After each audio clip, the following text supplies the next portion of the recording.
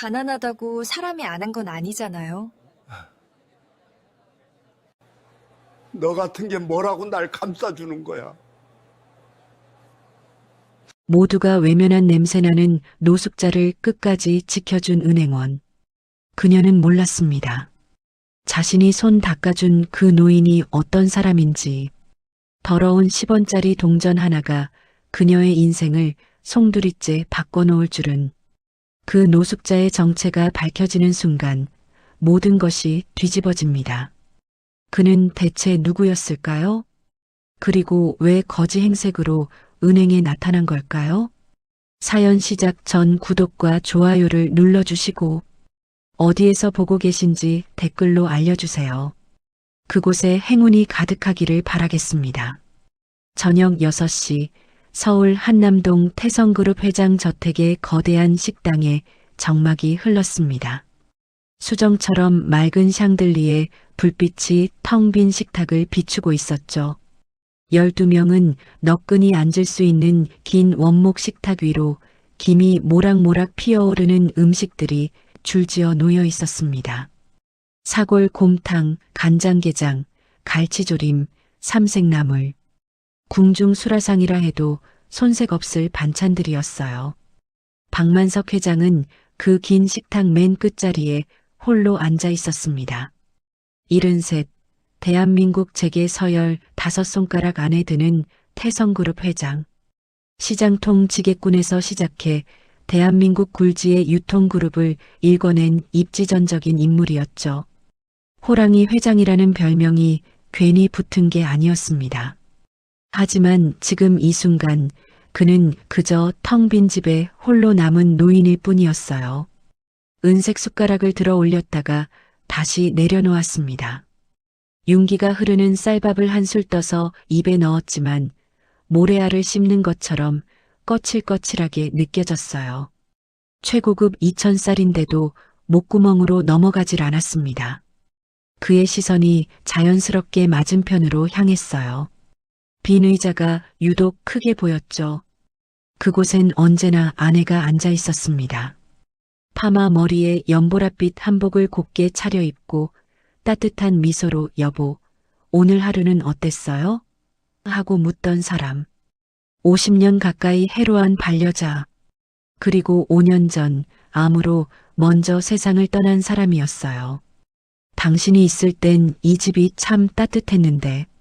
낮은 목소리가 공기 중에 흩어졌습니다. 대답할 사람은 없었죠. 반찬 중 멸치볶음에 박 회장의 시선이 머물렀어요. 자잘한 멸치에 고추, 마늘, 물엿을 넣고 달달하게 볶아낸 반찬이었습니다. 매일 올리라고 특별히 지시한 반찬이었죠. 아내가 가장 좋아했으니까요. 당신 기억나? 시장통에서 못판 멸치 가져다가 고추장에 볶아 먹었잖아. 그때 당신이 그랬지. 이 멸치볶음이면 밥새 공기도 뚝딱이라고. 박 회장은 잠시 말을 멈췄습니다. 목이 메어왔거든요. 나는 그때 맹세했어. 돈 벌어서 평생 멸치볶음 걱정 없이 해주겠다고. 근데 이제 당신이 없으니까 이게 무슨 소용이야. 화려한 저택, 사내 진미, 대한민국 10손가락 안에 드는 재력. 이 모든 것이 무슨 소용이겠어요. 함께 나눌 사람이 없는데 말입니다. 그때였습니다.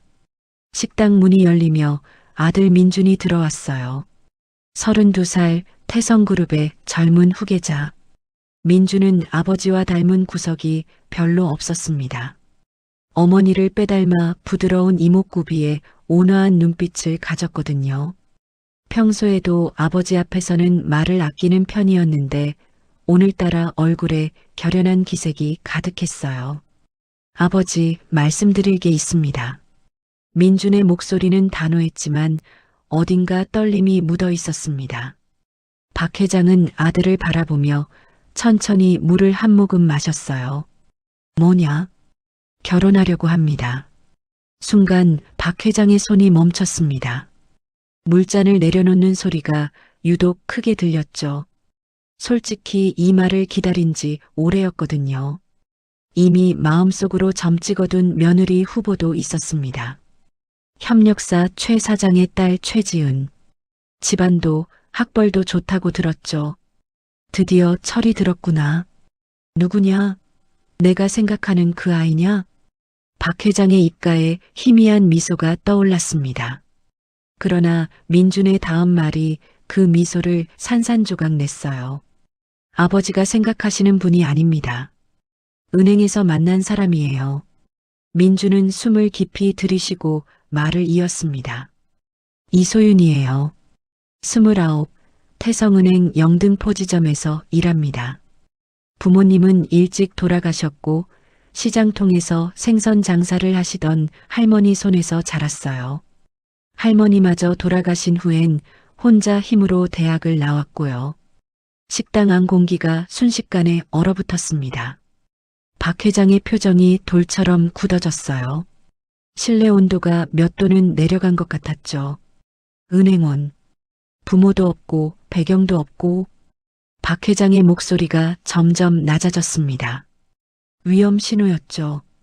그걸 사랑이라 부르냐? 내 배경 보고 접근한 꽃뱀이야. 아닙니다. 소윤이는 제가 누군지도 모르고 저를 대해줬어요. 따뜻하고 정직하고 누구보다 성실한 사람입니다. 따뜻함?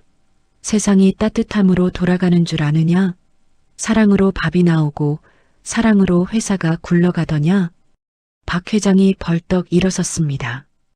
의자가 뒤로 밀리며 바닥에 긁히는 소리가 날카롭게 울렸죠. 그는 식탁 위 숟가락을 집어들더니 아들 쪽으로 휙 던졌어요. 쨍그랑 금소금이 차갑게 메아리 쳤습니다. 내가 이 재산 어떻게 모은 줄 알아? 시장통에서 지게 지면서 등이 휘도록 집 나르면서 모은 돈이야. 그 돈 노린 꽃뱀한테 갖다 바쳐? 내 눈에 흙이 들어가기 전엔 절대 안 돼. 민주는 바닥에 떨어진 숟가락을 내려다보았습니다. 그리고 천천히 고개를 들어 아버지를 똑바로 바라봤어요. 그의 눈에도 젖은 기운이 어렸습니다. 아버지, 어머니도 가난한 집안 출신이셨잖아요. 아버지가 지게꾼이셨을 때 어머니는 시장에서 생선을 파셨다면서요. 그래도 어머니를 사랑하셨잖습니까? 왜 저는 안 됩니까? 박 회장의 눈이 흔들렸어요. 아픈 곳을 정확히 찔렸거든요.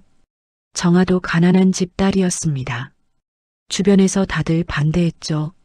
하지만 그는 정아의 따뜻한 마음을 믿었고 끝까지 함께했어요. 민준이 결정적인 한마디를 꺼냈습니다. 어머니가 살아계셨다면 제 선택을 존중하셨을 거예요. 그 순간 박 회장의 눈빛이 크게 흔들렸어요. 아내를 언급하는 건 금기였거든요. 한참의 침묵이 흐른 뒤 박 회장이 겨우 입을 열었습니다. 목소리엔 쓸쓸함이 묻어났죠. 그래, 내 어머니는 늘 그런 사람이었지. 사람을 먼저 보고 가진 건 나중에 봤으니까. 그는 창가로 걸어갔어요. 등 뒤로 손을 깍지 끼고 어둠이 내려앉는 정원을 바라봤습니다. 그 여자가 정말 내 마음을 원하는 건지 내가 직접 확인하마. 민준이 고개를 번쩍 들었어요. 아버지, 그게 무슨 말씀이십니까? 시험해 볼 거야. 내가 직접. 박 회장이 돌아섰습니다. 눈빛이 다시 매서워져 있었어요. 호랑이가 사냥감을 노려보는 눈이었죠. 그 여자가 정말로 사람을 볼 줄 아는 눈을 가졌다면 인정하마. 하지만 돈밖에 모르는 속물이라면 그땐 내가 각오해야 할 거다. 그만해. 더 얘기할 것도 없다. 나가. 민준이 조용히 식당을 나갔습니다. 문이 닫히는 소리가 공허하게 울렸어요. 홀로 남은 박 회장은 서재로 향했습니다. 책상 서랍에서 낡은 일기장을 꺼냈어요.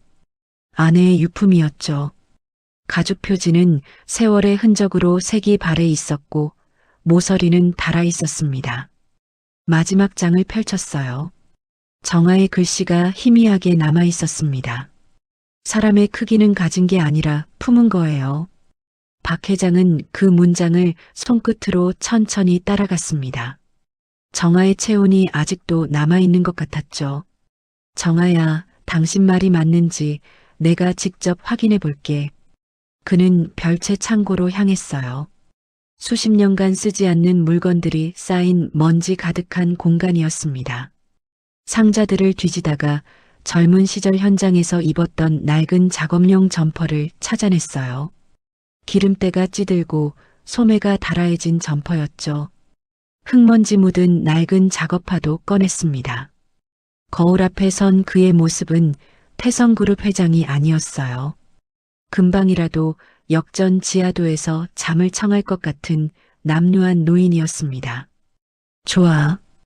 이 정도면 아무도 날 알아보지 못하겠지.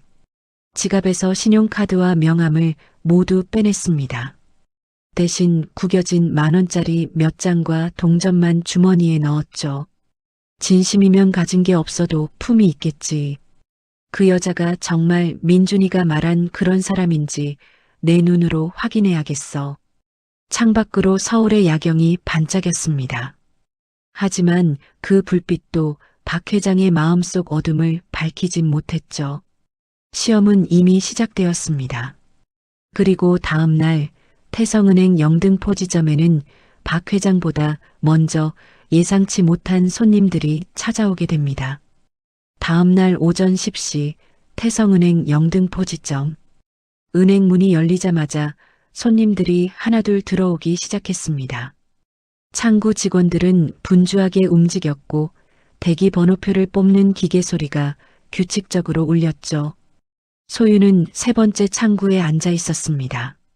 단정하게 넘긴 머리, 깔끔한 유니폼, 그리고 누구에게나 한결같은 미소. 명찰에는 이소윤 주임이라고 적혀 있었어요. 부모님을 일찍 여의고 시장통에서 생선 장사를 하시던 할머니 손에서 자란 그녀였습니다.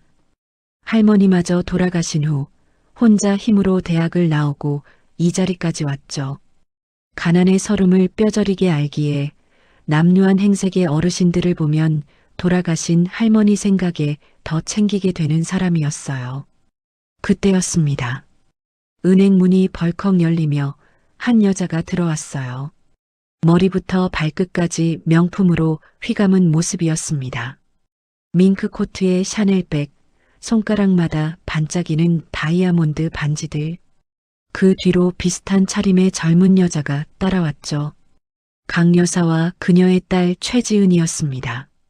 구두 소리가 대리석 바닥에 유독 크게 울렸어요. 탁탁탁. 마치 자신의 존재를 과시하듯이요. 은행 안에 있던 사람들의 시선이 일제히 그쪽으로 쏠렸습니다. 아, 여기 책임자 누구야? 당장 나와. 강 여사의 날카로운 목소리가 은행 전체에 울려 퍼졌습니다. 조용하던 은행이 순식간에 술렁거렸죠. 직원들은 서로 눈치를 보며 어쩔 줄 몰라 했어요. 내가 누군지 알아?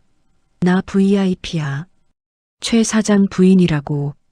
이 은행에 얼마를 맡겨놨는데 이런 대접을 받아야 돼? 강 여사는 태성그룹 협력사 최 사장의 부인이었습니다. 부동산 투기로 돈을 불린 전형적인 졸부 스타일이었죠. 사람을 급으로 나누는 철저한 속물이었어요. 돈 없는 사람은 사람 취급도 안 하는 사람이었습니다. 지점장이 허겁지겁 뛰어나왔어요.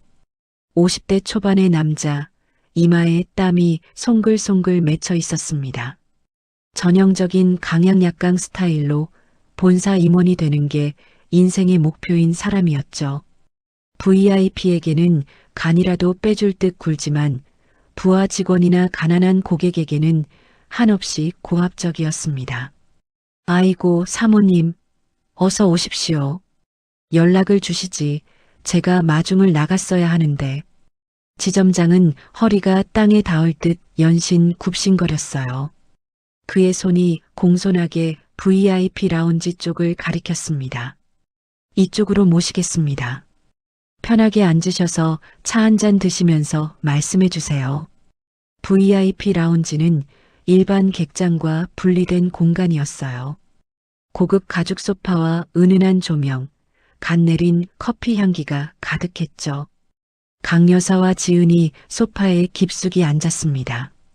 지점장이 조심스럽게 물었어요. 오늘은 어떤 일로 방문해 주셨습니까? 강 여사가 가방에서 무언가를 꺼냈습니다. 명품 백이었어요. 매장에서 갓 나온 듯 포장도 그대로였죠. 그걸 테이블 위로 슬쩍 밀었습니다. 지점장님, 작은 성이에요. 받아두세요.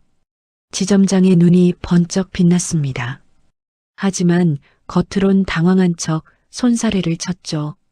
아이고, 이런 걸 왜? 고객님께 이런 걸 받으면 안 되는데. 에이, 그냥 친한 사람끼리 주고받는 거죠 뭐. 별거 아니에요. 지점장은 슬쩍 주위를 살피더니 가방을 자기 쪽으로 끌어당겼습니다. 그리고 의자 밑으로 밀어 넣었죠. 그래서 무엇을 도와드리면 될까요, 사모님? 강 여사가 목소리를 낮췄어요. 입꼬리가 비틀어지며 올라갔습니다. 지점장님도 아시죠? 우리 지은이가 태성그룹 박 회장님 아들이랑 선봤다는 거. 아, 네. 소문으로 들었습니다. 축하드립니다. 그런데 말이에요. 강 여사의 얼굴이 갑자기 험악해졌어요. 마치 다른 사람처럼요. 어디서 굴러먹던 천한 것이 우리 지은이 예비 신랑한테 꼬리를 치고 다닌다면서요? 지점장이 움찔했습니다. 네, 그게 무슨, 여기 창구 직원 중에 이소윤이라고 있죠? 순간 지점장의 표정이 굳어졌어요. 당황한 기색이 역력했습니다. 아, 이 주인 말씀이십니까? 그 직원이 왜요? 그년이 우리 지은이 약혼자한테 작업을 걸고 다닌대요. 남의 남자한테 꼬리치는 여우 같은 것.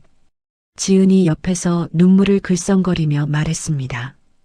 연기였지만 꽤 그럴듯했어요. 엄마, 그만해요. 창피하게. 창피하긴. 내가 창피할 일이 뭐가 있어? 저런 천한 것이 내 자리를 넘보는 게 문제지. 강 여사가 테이블을 탁 쳤습니다. 지점장님, 저 여자 잘나요. 당장. 지점장이 난감한 표정을 지었어요. 아무리 VIP라지만 직원을 함부로 해고할 수는 없었거든요. 사모님, 그건 좀 절차라는 게 있어서. 절차? 강 여사의 눈이 매섭게 빛났습니다. 내가 우리 집 거래 은행을 다 옮기면 어떻게 될 것 같아요? 협력사들 자금도 다 빼면? 지점장의 얼굴이 새하얗게 질렸어요. 그건 곧 자신의 실적이 바닥을 치고 승진은 물 건너간다는 뜻이었거든요. 사모님, 진정하시고요. 제가 잘 알아보겠습니다. 알아보긴 뭘 알아봐요. 저 여자 자를 방법을 찾으라고요. 심할서를 쓰게 하든 고객 컴플레인을 넣든. 강 여사가 자리에서 일어섰습니다. 어디 직접 가서 얼굴 좀 보자고요. 어떤 년인지. 지점장이 황급히 따라 일어났어요. 사모님, 잠깐만요.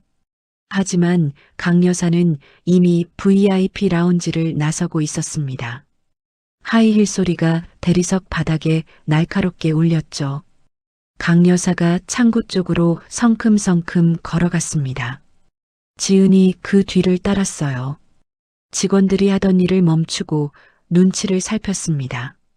세 번째 창구 앞에서 강 여사가 멈춰 섰어요. 소윤이 고개를 들었습니다. 그녀의 눈앞에 명품으로 휘감은 여자와 그 딸이 서 있었죠. 내가 이소윤이야? 강 여사의 목소리가 차갑게 내려앉았습니다. 소윤이 자리에서 일어나 공손하게 인사했어요. 네, 안녕하세요, 고객님. 무엇을 도와드릴까요? 도와주긴.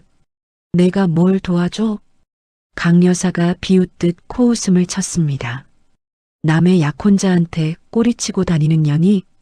소윤의 얼굴에 당혹스러운 표정이 스쳤어요. 하지만 그녀는 침착하게 대답했습니다. 고객님, 무슨 말씀이신지 잘 모르겠습니다.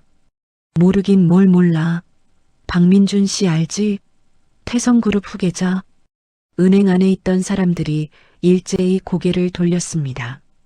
수군거리는 소리가 퍼졌죠. 소윤의 표정이 살짝 굳어졌어요.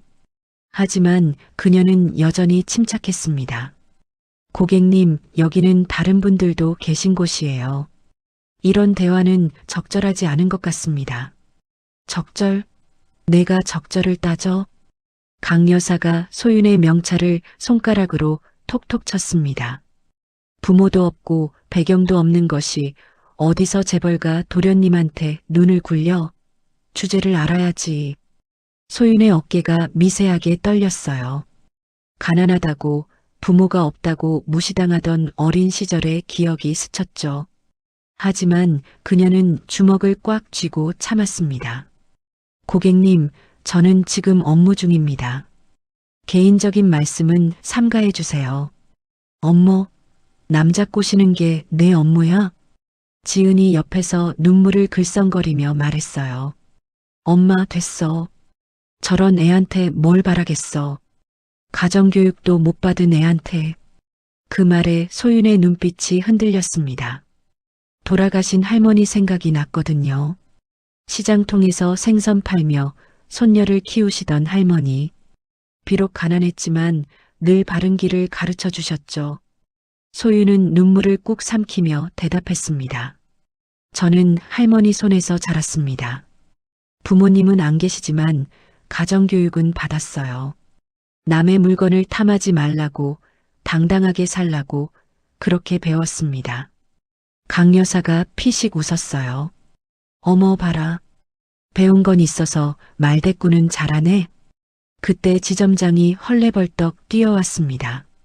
사모님, 여기서 이러시면 다른 고객분들도 계시고. 강 여사가 지점장을 노려봤어요. 됐어요. 오늘은 여기까지만 하죠. 근데 이 여자 내 눈에 다시 띄면 가만 안 둘 거야. 강 여사가 몸을 돌렸습니다. 하이힐 소리가 멀어져 갔어요. 지은이 가기 전에 소윤 앞에서 멈춰 섰습니다. 아무도 듣지 못하게 작은 목소리로 속삭였어요. 민준 오빠는 내 거야. 내가 아무리 발버둥 쳐도 안 돼. 조신하게 살아. 지은이 콧방귀를 뀌며 사라졌습니다. 은행 안에 어색한 정적이 흘렀어요. 다른 직원들은 쳐다보지도 못하고 고개를 숙였죠. 소윤은 혼자 그 자리에 서 있었습니다. 지점장이 다가와 낮은 목소리로 말했어요. 이주임, 나중에 내 사무실로 와. 차가운 목소리였습니다. 그 안에 불길한 예감이 담겨 있었죠. 소윤은 대답 대신 고개만 끄덕였어요. 그리고 다시 창구에 앉았습니다. 떨리는 손으로 서류를 정리했죠. 눈물이 차올랐지만 꾹 참았습니다. 이 자리는 그녀가 할머니 없이 혼자 버텨온 시간들의 결과였으니까요. 그녀는 몰랐습니다. 방금 그 모든 장면을 지켜본 사람이 있었다는 걸. 은행 구석 대기석에서 낡은 점퍼를 입은 노인 하나가 조용히 그 광경을 지켜보고 있었어요. 박만석 회장이었습니다. 아들이 사랑하는 여자의 진짜 모습을 확인하러 온 거였죠. 그의 눈빛이 복잡하게 흔들렸습니다. 그리고 바로 그 순간 노인이 천천히 자리에서 일어났습니다. 박만석 회장은 대기석에서 천천히 몸을 일으켰습니다. 낡은 점퍼에서는 며칠 묵은 쉰내가 진동했어요. 일부러 입지 않던 옷을 꺼내 입고 막걸리까지 뿌려놓은 터였죠. 구멍난 양말에 흙 묻은 장화, 헝클어진 머리카락. 거울 앞에서 확인했을 때 그 자신도 놀랄 만큼 완벽한 변장이었습니다. 아까 강 여사 모녀가 소윤에게 쏟아낸 모욕을 지켜봤어요. 그 와중에도 소윤은 울지 않았습니다. 주먹을 꽉 쥐고 참았죠. 그 모습이 박 회장의 뇌리에 깊이 박혔어요. 하지만 아직 확신하기엔 일렀습니다. 사람은 상황에 따라 달라지는 법이니까요. 진짜 시험은 지금부터였죠. 박 회장이 창구 쪽으로 걸음을 옮기기 시작했습니다. 구부정한 자세로 느릿느릿 걸었어요. 발을 질질 끌면서요. 그가 움직이자마자 주변 사람들이 코를 막기 시작했습니다. 진동하는 악취 때문이었죠. 어휴, 뭐야, 저 냄새. 노숙자 아니야? 수군거리는 소리가 여기저기서 들려왔어요. 대기석에 앉아있던 사람들이 홍해가 갈라지듯 양옆으로 피했습니다. 어떤 사람은 대놓고 인상을 찌푸렸고 어떤 사람은 손수건으로 코를 막았죠. 경비원이 재빨리 다가왔습니다. 덩치 좋은 사내였어요. 그가 박 회장의 앞을 막아섰죠. 어르신, 여긴 곤란합니다. 나가주세요. 박 회장은 일부러 목소리를 떨리게 했어요. 노인 특유의 허약한 말투를 흉내냈습니다. 나도 손님이야. 돈 있다고. 여기 통장 만들러 왔어. 통장이요? 어르신 상태로는 좀. 경비원이 코를 막으며 한 발짝 물러섰습니다. 주변 고객들의 눈치를 보는 게 역력했죠. 다른 손님들이 불편해하세요. 다음에 다시 오시죠. 왜? 나도 손님인데 왜 못 들어가? 박 회장이 목소리를 높였습니다. 일부러 소란을 피우는 거였어요. 더 많은 사람들이 이쪽을 쳐다봤죠. 지점장이 소리를 듣고 사무실에서 나왔습니다. 상황을 파악하자마자 얼굴이 일그러졌어요. 뭐야 이게? 어디서 이런 사람이 들어온 거야? 그는 경비원에게 고함을 질렀습니다. 빨리 내보내. 당장. 저도 내보내려고 하는데 안 나가시네요. 경비원이 난감한 표정으로 대답했어요. 지점장이 성큼성큼 다가왔습니다. 박 회장을 위아래로 훑어보더니 인상을 찡그렸어요. 마치 벌레를 보는 눈이었죠.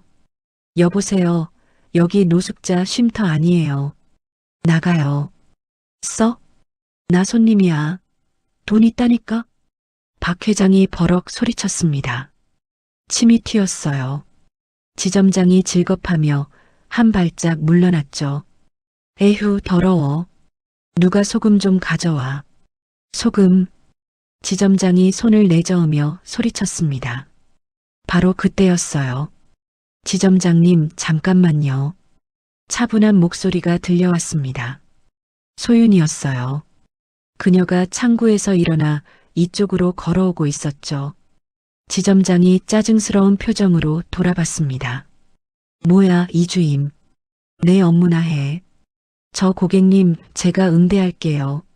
소윤이 박 회장 앞에 섰습니다. 다른 직원들이 수군거렸어요. 저 냄새나는 노인을 왜, 미쳤나? 하는 눈빛들이었죠. 지점장이 코웃음을 쳤습니다. 내가 저 냄새 맡으면서 소윤은 대답 대신 박 회장을 바라보며 부드럽게 말했어요. 어르신, 제 창구로 오세요. 제가 도와드릴게요. 박 회장은 속으로 놀랐습니다. 이 지독한 냄새에도 불구하고 소윤은 미간 하나 찡그리지 않았거든요. 오히려 눈높이를 맞추기 위해 살짝 허리를 숙였죠. 따라오세요. 천천히 오셔도 돼요. 소윤이 앞장서서 걸었습니다. 박 회장이 그 뒤를 따랐어요. 주변 사람들이 여전히 코를 막고 피했지만 소윤은 아랑곳하지 않았습니다. 창구 앞에 도착하자 소윤이 의자를 가리켰어요. 여기 앉으세요. 다리 아프셨죠? 박 회장이 털썩 의자에 앉았습니다. 일부러 힘없는 척 어깨를 축 늘어뜨렸죠. 날씨가 추운데 많이 걸어오셨어요? 소윤이 자연스럽게 물었습니다.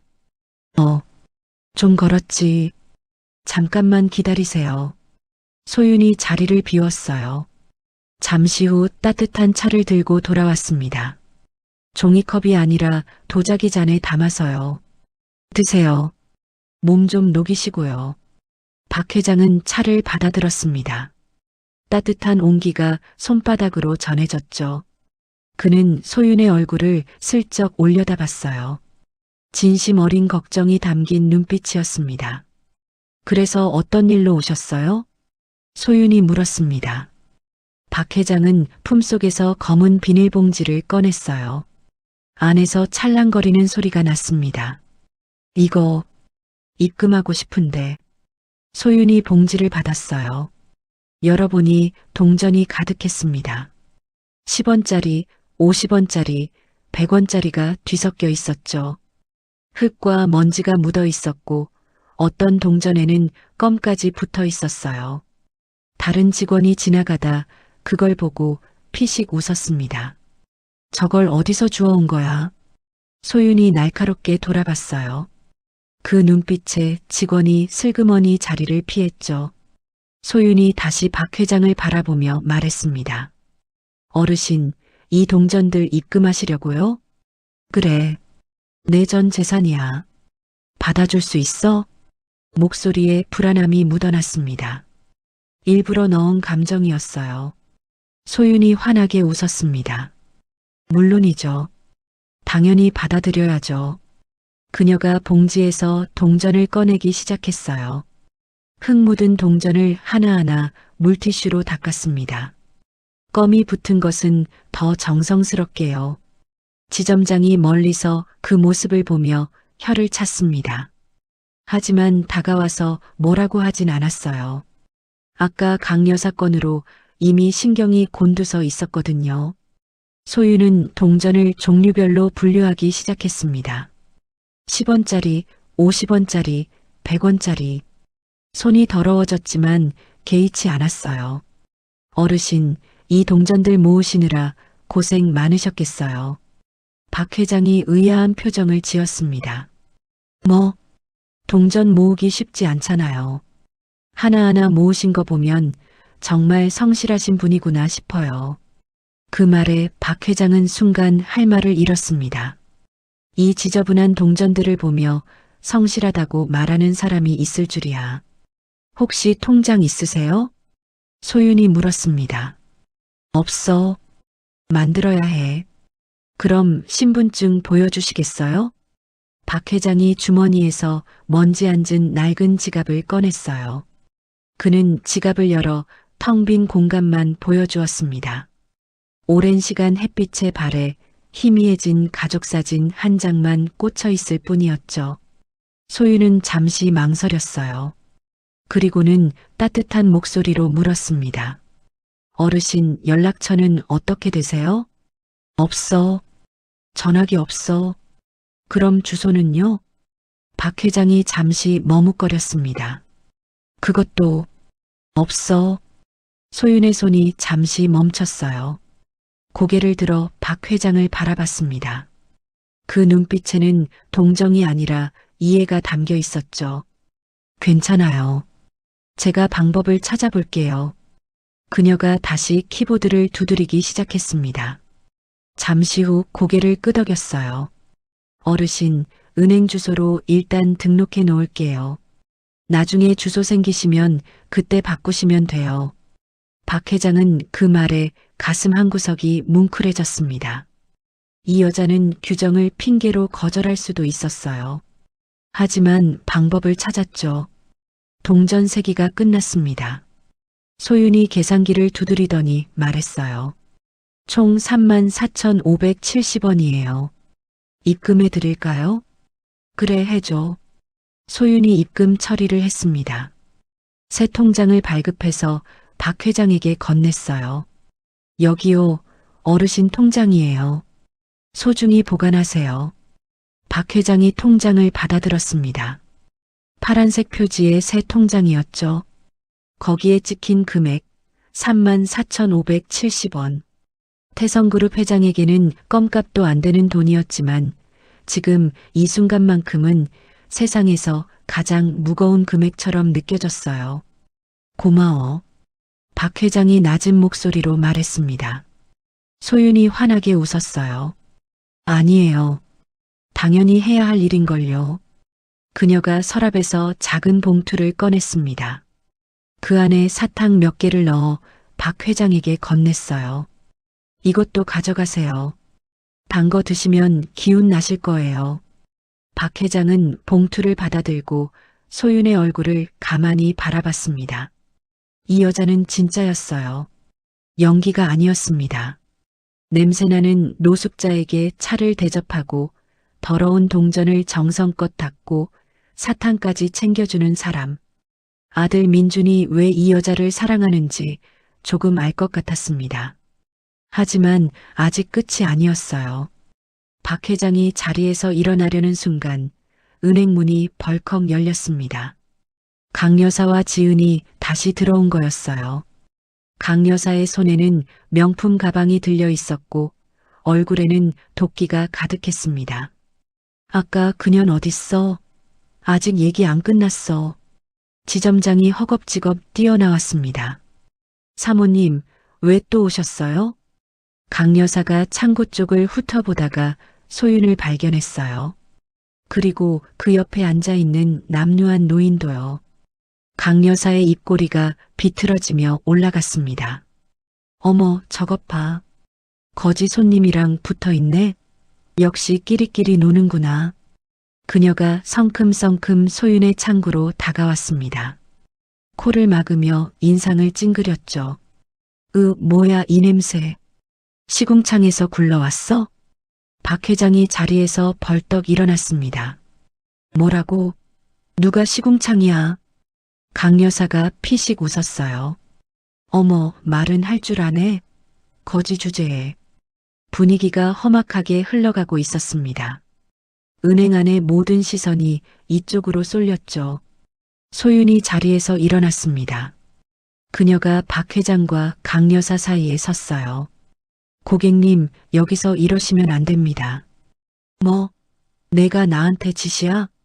강 여사의 눈이 매섭게 빛났습니다. 소윤은 물러서지 않았어요. 이분도 저희 은행 고객님이세요. 모욕하시면 안 됩니다. 강 여사가 어이없다는 듯 웃었습니다. 고객? 저런 거지가 고객이야? 웃기지 마. 박 회장이 주먹을 불끈 쥐었습니다. 70평생 이런 모욕을 당해본 적이 없었거든요. 하지만 참았어요. 지금은 시험 중이니까요. 소윤이 차분하지만 단호한 목소리로 말했습니다. 가난하다고 사람이 아닌 건 아니에요. 이분도 소중한 분이세요. 그 말에 강 여사의 얼굴이 불그락푸르락 변했습니다. 지은이 옆에서 엄마의 팔을 잡았어요. 엄마 가자. 저런 애랑 말 섞으면 경만 떨어져. 강 여사가 코웃음을 치며 돌아섰습니다. 그래, 가자. 어차피 전현 잘릴 거니까. 두고 봐. 하이힐 소리가 멀어져 갔어요. 은행 안에 다시 어색한 정적이 흘렀습니다. 박 회장이 소윤을 바라봤습니다. 그녀는 방금 자신을 위해 VIP 고객에게 맞섰어요. 해고될 수도 있는 위험을 감수하면서요. 왜 나를 감싸는 거야? 나 같은 사람을. 박 회장이 물었습니다. 소윤이 잠시 침묵했어요. 그리고 조용히 대답했습니다. 저도 어릴 때 가난했거든요. 냄새난다고, 더럽다고 무시당했어요. 그때 얼마나 서러웠는지 아직도 기억나요. 그녀의 눈가가 살짝 붉어졌습니다. 어르신도 누군가의 가족이시잖아요. 누군가의 아버지이실 수도 있고 할아버지이실 수도 있고 그런 분을 어떻게 모른 척해요. 박 회장은 말을 잃었습니다. 심장이 쿵하고 내려앉는 것 같았어요. 누군가의 아버지. 그래, 자신은 아들의 아버지였습니다. 그리고 지금 그 아들이 사랑하는 여자 앞에 서 있었죠. 고마워. 박 회장이 낮은 목소리로 말했습니다. 이번에는 연기가 아니었어요. 소윤이 다시 환하게 웃었습니다. 아니에요. 또 오세요. 언제든지 도와드릴게요. 박 회장이 통장과 사탕 봉투를 들고 천천히 은행을 나섰습니다. 문을 나서기 전에 한 번 뒤를 돌아봤어요. 소윤은 이미 다음 고객을 응대하고 있었습니다. 여전히 밝은 미소로요. 마치 방금 전의 일이 특별한 일이 아니라는 듯이 박 회장의 입가에 희미한 미소가 떠올랐습니다. 정아, 당신이 말한 사람의 품이 이런 거였구나. 하지만 시험은 아직 끝나지 않았어요. 박 회장은 다음 계획을 머릿속으로 그리며 은행을 빠져나왔습니다. 이번에는 더 어려운 상황을 만들어 볼 생각이었죠. 과연 소유는 어떤 상황에서도 흔들리지 않을까요? 그리고 바로 며칠 뒤 은행에는 더 큰 소동이 벌어지게 됩니다. 며칠 후 박만석 회장은 다시 태성은행 영등포 지점을 찾았습니다.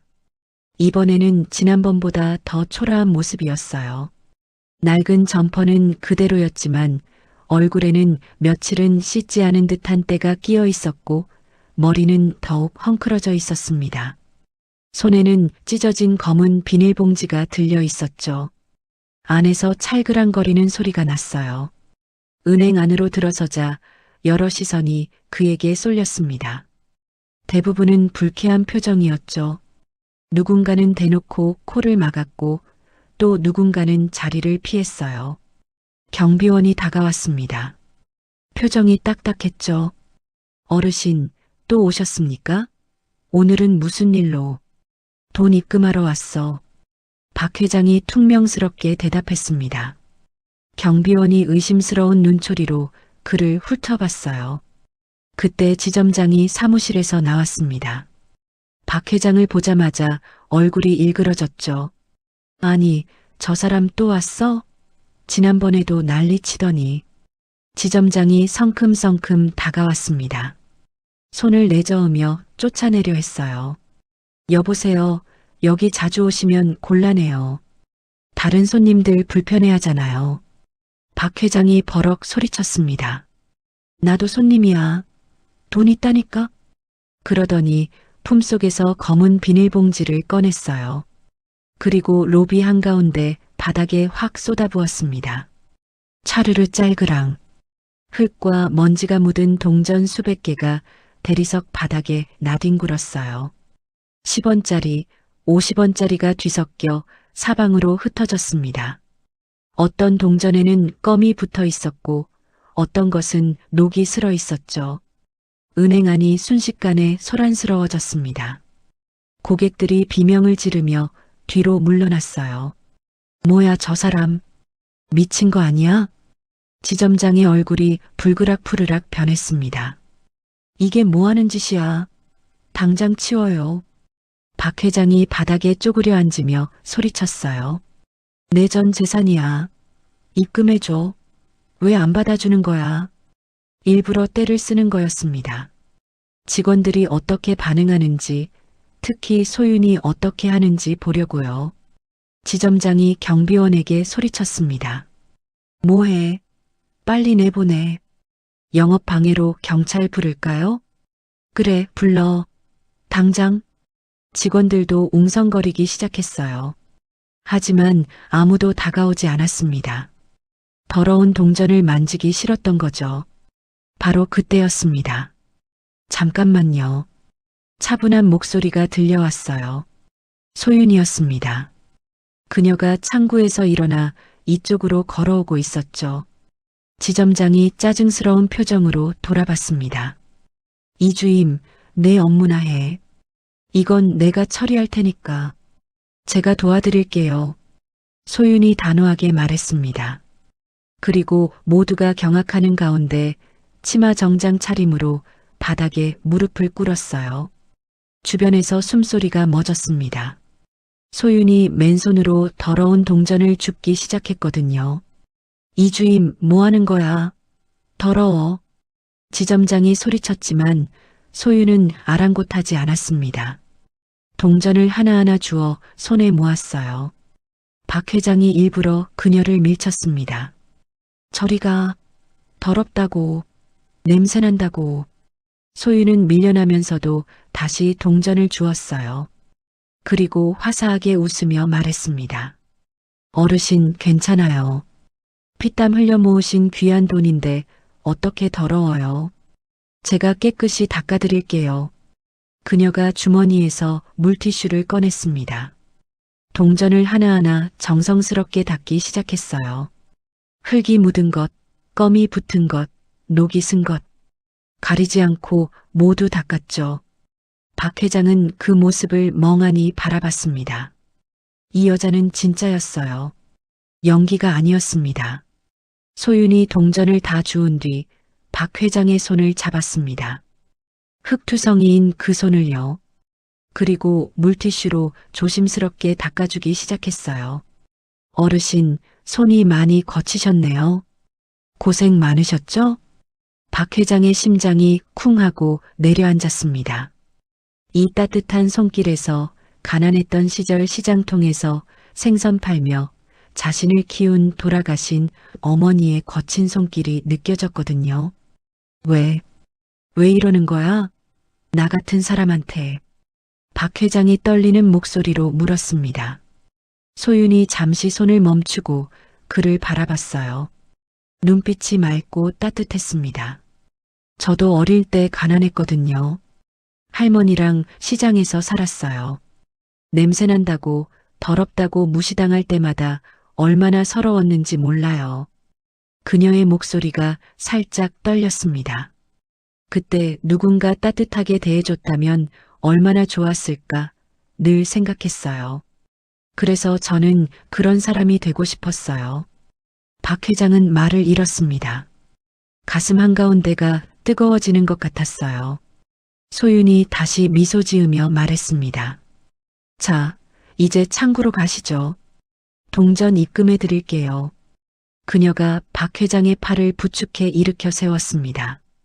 그리고 천천히 창구로 안내했어요. 지점장이 어이없다는 표정으로 지켜봤지만 더 이상 뭐라고 하지는 않았습니다.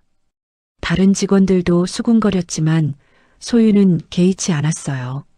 창구에 앉은 소윤이 동전을 세기 시작했습니다. 하나하나 정성스럽게요. 어르신, 총 42,350원이에요. 지난번 잔액이랑 합치면 76,920원이 되시네요. 그래. 박 회장이 멍하니 대답했습니다. 소윤이 통장에 입금 처리를 하고 건네줬어요. 여기요. 잘 보관하세요. 박 회장이 통장을 받아들었습니다. 파란 표지에 찍힌 금액 76,920원. 태성그룹 회장에게는 먼지만도 못한 돈이었어요. 하지만 지금 이 순간 그 어떤 수표보다 무겁게 느껴졌습니다. 고마워. 박 회장이 진심을 담아 말했습니다. 소윤이 환하게 웃었어요. 아니에요. 또 오세요. 언제든 환영이에요. 박 회장이 자리에서 일어나 은행을 나서려는 순간이었습니다. 은행 문이 벌컥 열리며 강 여사와 지은이 들어왔어요. 강 여사의 손에는 명품 가방이 들려 있었고 얼굴에는 도끼가 서려 있었습니다. 강 여사가 박 회장을 보자마자 코를 막으며 비명을 질렀어요. 어머, 뭐야 이 냄새. 아직도 저 거지가 여기 있어? 지은이 옆에서 부채질을 하며 인상을 찡그렸습니다. 엄마, 빨리 볼일 보고 가자. 냄새 때문에 머리 아파. 강 여사가 소파에 가방을 툭 내려놓고 화장실로 향했습니다. 지은은 소윤의 창구 쪽을 노려보며 자리에 앉았죠. 박 회장은 출구 근처에서 걸음을 멈췄습니다. 뭔가 불길한 예감이 들었거든요. 잠시 후 화장실에서 돌아온 강 여사가 갑자기 비명을 질렀습니다. 내 반지, 3캐럿 다이아 반지 어디 갔어? 은행 안이 순식간에 얼어붙었어요. 강 여사가 가방을 뒤지며 소리쳤습니다. 분명히 가방에 넣어뒀는데 누가 훔쳐갔어? 지점장이 허겁지겁 달려왔습니다. 사모님 진정하시고요. 잘 찾아보시면. 찾아봤어. 없다고. 강 여사의 눈이 로비를 훑었습니다. 그리고 출구 근처에 서 있는 박 회장에게 멈췄어요. 야, 저거지. 내가 훔쳤지? 박 회장이 어이없다는 표정을 지었습니다. 뭐라고? 내가 왜? 강 여사가 성큼성큼 다가왔어요. 손가락으로 박 회장을 가리키며 소리쳤습니다. 너 아까 내 가방 근처에 있었잖아. 내가 훔친 거야. 지은이 옆에서 기름을 부었습니다. 엄마, 나 봤어. 아까 저 거지가 엄마 가방 쪽으로 가는 거. 새빨간 거짓말이었어요. 하지만 강 여사는 확신에 찬 표정으로 고개를 끄덕였습니다. 그것 봐. 경찰 불러. 저거지 잡아. 은행 안이 아수라장이 됐습니다.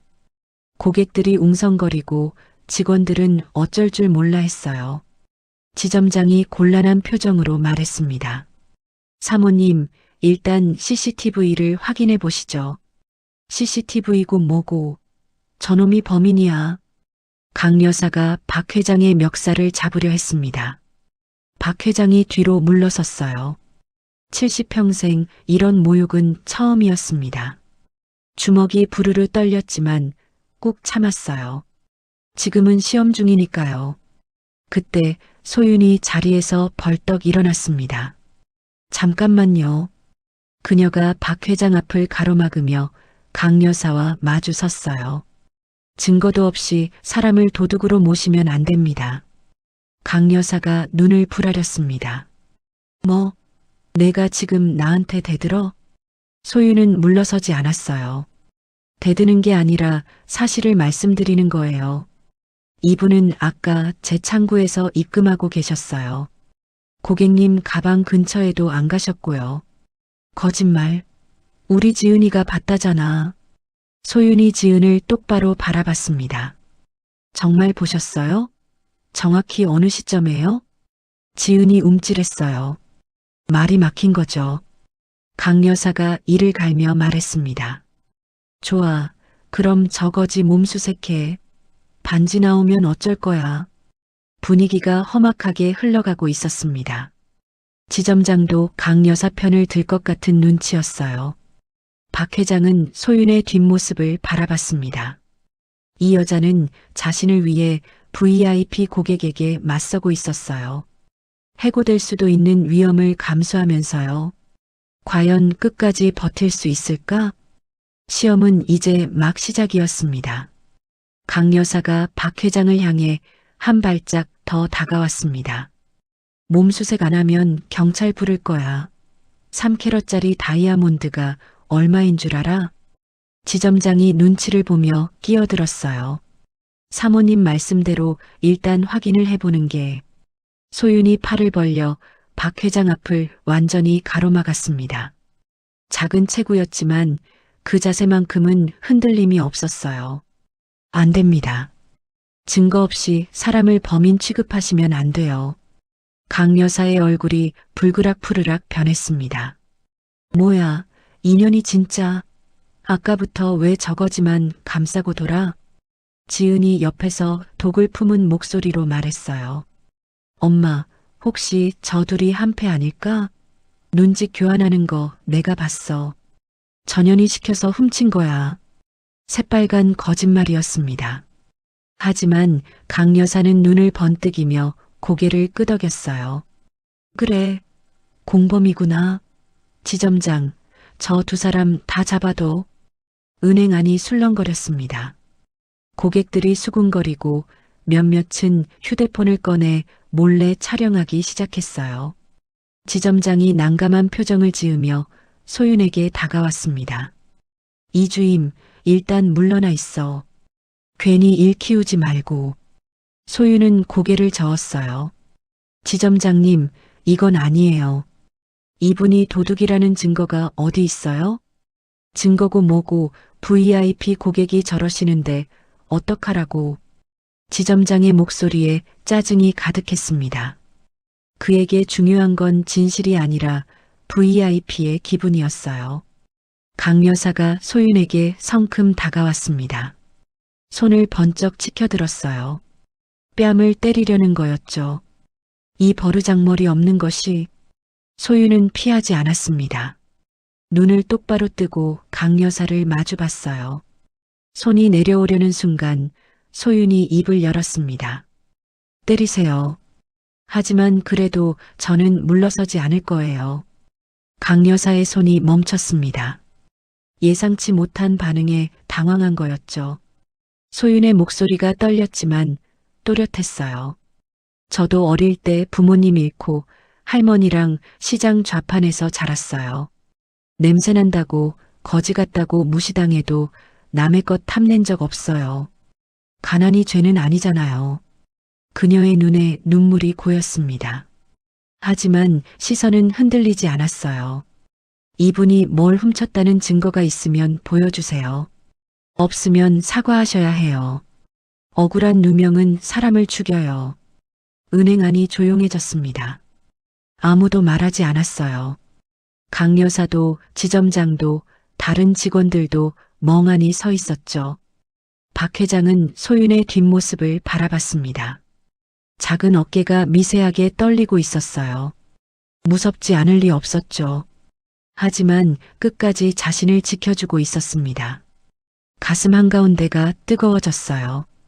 얼마나 오래전이었을까 이렇게 누군가가 자신을 지켜준 게.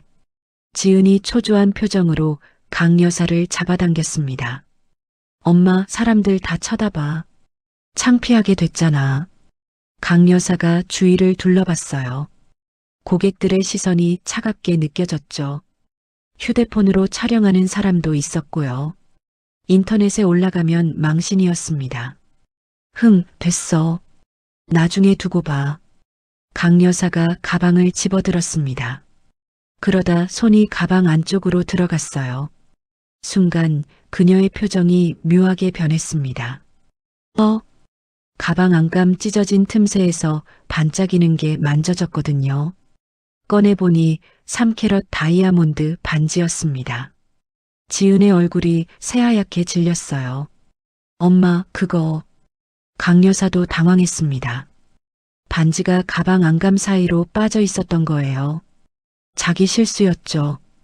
은행 안에 어색한 침묵이 흘렀습니다. 강 여사가 헛기침을 했어요. 있었네. 원래 있었어. 소윤이 조용히 말했습니다. 그럼 이분께 사과하셔야죠. 강 여사의 눈이 매섭게 빛났어요. 내가 왜 저런 거지한테 억울한 누명을 씌우셨잖아요. 당연히 사과하셔야죠. 소윤의 목소리는 부드러웠지만 단호했습니다. 강 여사가 이를 갈았어요. 사과할 생각은 눈곱만큼도 없었죠.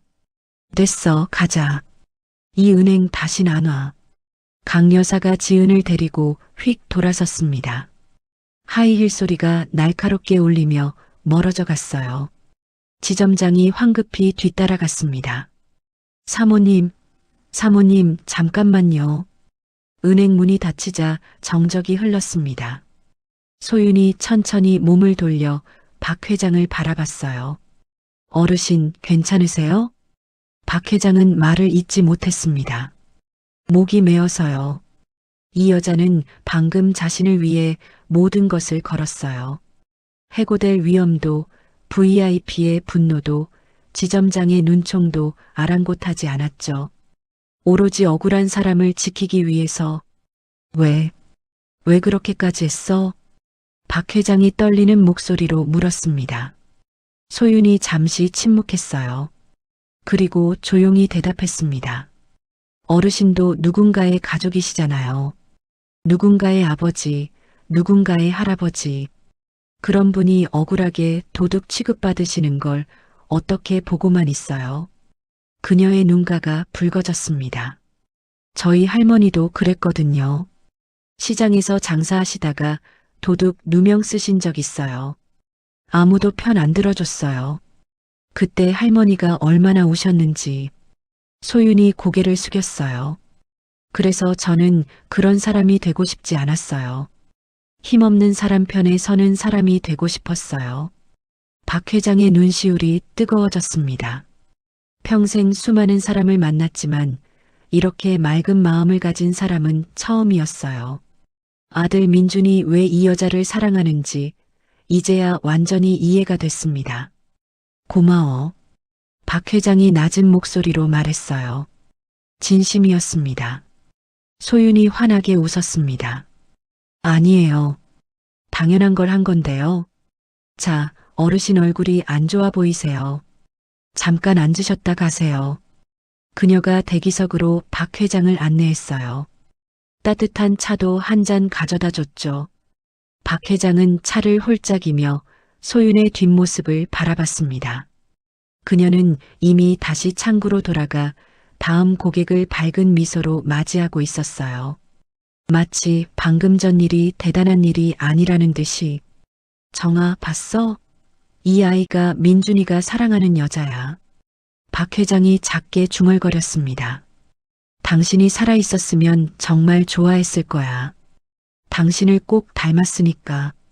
그는 가슴 주머니에서 낡은 사진 한 장을 꺼냈어요. 아내 정아의 미소 띤 얼굴이었죠. 한참을 바라보다가 조심스럽게 다시 넣었습니다. 이제 확신이 섰어요. 소유는 진짜였습니다. 돈이나 배경을 보는 사람이 아니었어요. 사람의 마음을 먼저 보는 사람이었죠. 며느리로 부족함이 없었습니다.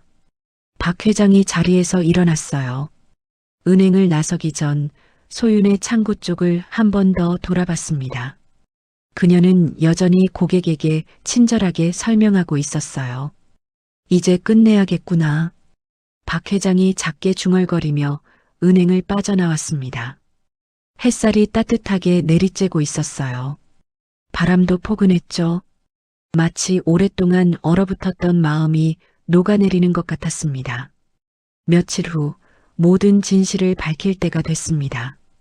그리고 그날 태성은행 영등포 지점에는 상상도 못할 손님이 찾아오게 됩니다. 며칠이 지났습니다. 강 여사는 그날 이후로도 분이 풀리지 않았어요. 거지 같은 노인에게 망신을 당하고 그걸 감싼 은행원에게 대들었다가 되레 쪽팔린 꼴이 됐으니까요. 명품 가방 안감 사이에 반지가 끼어 있었다는 게 얼마나 창피했던지 생각할 때마다 이가 갈렸습니다. 게다가 소윤이라는 그 여자가 자기 딸 지은의 예비 신랑한테 꼬리를 친다는 사실도 잊을 수 없었어요. 아들의 여자를 시험하러 온 박 회장의 존재는 까맣게 모른 채 강 여사는 오직 복수만 생각하고 있었죠. 전현을 어떻게든 쫓아내야 해. 강 여사가 이를 갈았습니다. 지은이 옆에서 고개를 끄덕였어요. 엄마, 내가 방법을 찾았어. 이번엔 확실하게 전현을 엮을 수 있어. 모녀의 눈빛이 음흉하게 빛났습니다. 다음 날 오후 2시 태성은행 영등포 지점. 은행 문이 열리며 강 여사와 지은이 들어왔습니다. 지난번과는 달리 표정이 차분했어요. 오히려 여유로워 보이기까지 했죠. 강 여사가 VIP 라운지로 향하며 직원에게 말했습니다. 지점장님 계시지? 잠깐 뵙고 싶은데. 직원이 허겁지겁 지점장을 불렀어요. 지점장이 달려나왔습니다. 아이고, 사모님. 지난번 일은 정말 죄송했습니다. 제가 직원 관리를 됐어요. 그 얘기하러 온 거 아니에요. 강 여사가 손을 내저으며 말했습니다. 오늘은 큰 거래가 있어서 왔어요. 예금 5억 추가하려고요. 지점장의 눈이 휘둥그레졌어요. 5억이라니. 이번 달 실적이 단숨에 해결되는 금액이었습니다. 아, 감사합니다. 제가 직접 모시겠습니다. 강 여사가 지점장과 함께 VIP 라운지로 들어갔어요. 지은은 객장 소파에 앉았습니다. 지은이 손목에 찬 다이아몬드 팔찌를 만지작거렸어요. 눈빛이 날카롭게 소윤의 창구 쪽을 훑쳤습니다. 오늘 확실히 끝내줄게. 지은은 가방에서 작은 벨벳 상자를 꺼냈어요. 안에는 5캐럿짜리 다이아몬드 반지가 들어 있었습니다. 엄마가 이번 작전을 위해 빌려온 거였죠. 지은이 슬쩍 자리에서 일어났습니다. 화장실에 가는 척하며 객장을 가로질렀어요. 소윤의 창구 앞을 지나가면서 일부러 비틀거렸습니다. 아! 지은이 소윤의 창구 앞 바닥에 벨벳 상자를 떨어뜨렸어요. 상자가 열리며 반지가 굴러나왔죠. 소윤이 고개를 들었습니다. 고객님, 괜찮으세요? 지은이 황급히 반지를 주었어요. 아, 네. 괜찮아요. 손이 미끄러워서. 그녀는 반지를 상자에 넣으며 소윤을 힐끗 봤습니다. 그리고 빠르게 화장실로 향했어요. 잠시 후 지은이 화장실에서 나왔습니다. 이번엔 손에 반지 상자가 없었어요. 그녀가 소파로 돌아와 앉았습니다. 입꼬리가 살짝 올라갔어요. 10분쯤 지났을까요? 지은이 갑자기 가방을 뒤지기 시작했습니다. 점점 표정이 다급해졌어요. 없어, 없어.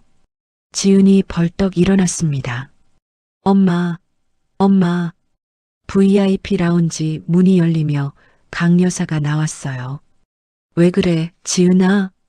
반지, 5캐럿 반지가 없어졌어. 은행 안이 술렁거렸습니다.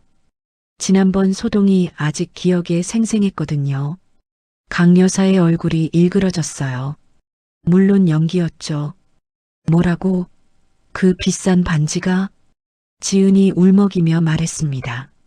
아까 화장실 가다가 떨어뜨렸는데 분명히 주워서 가방에 넣었거든요.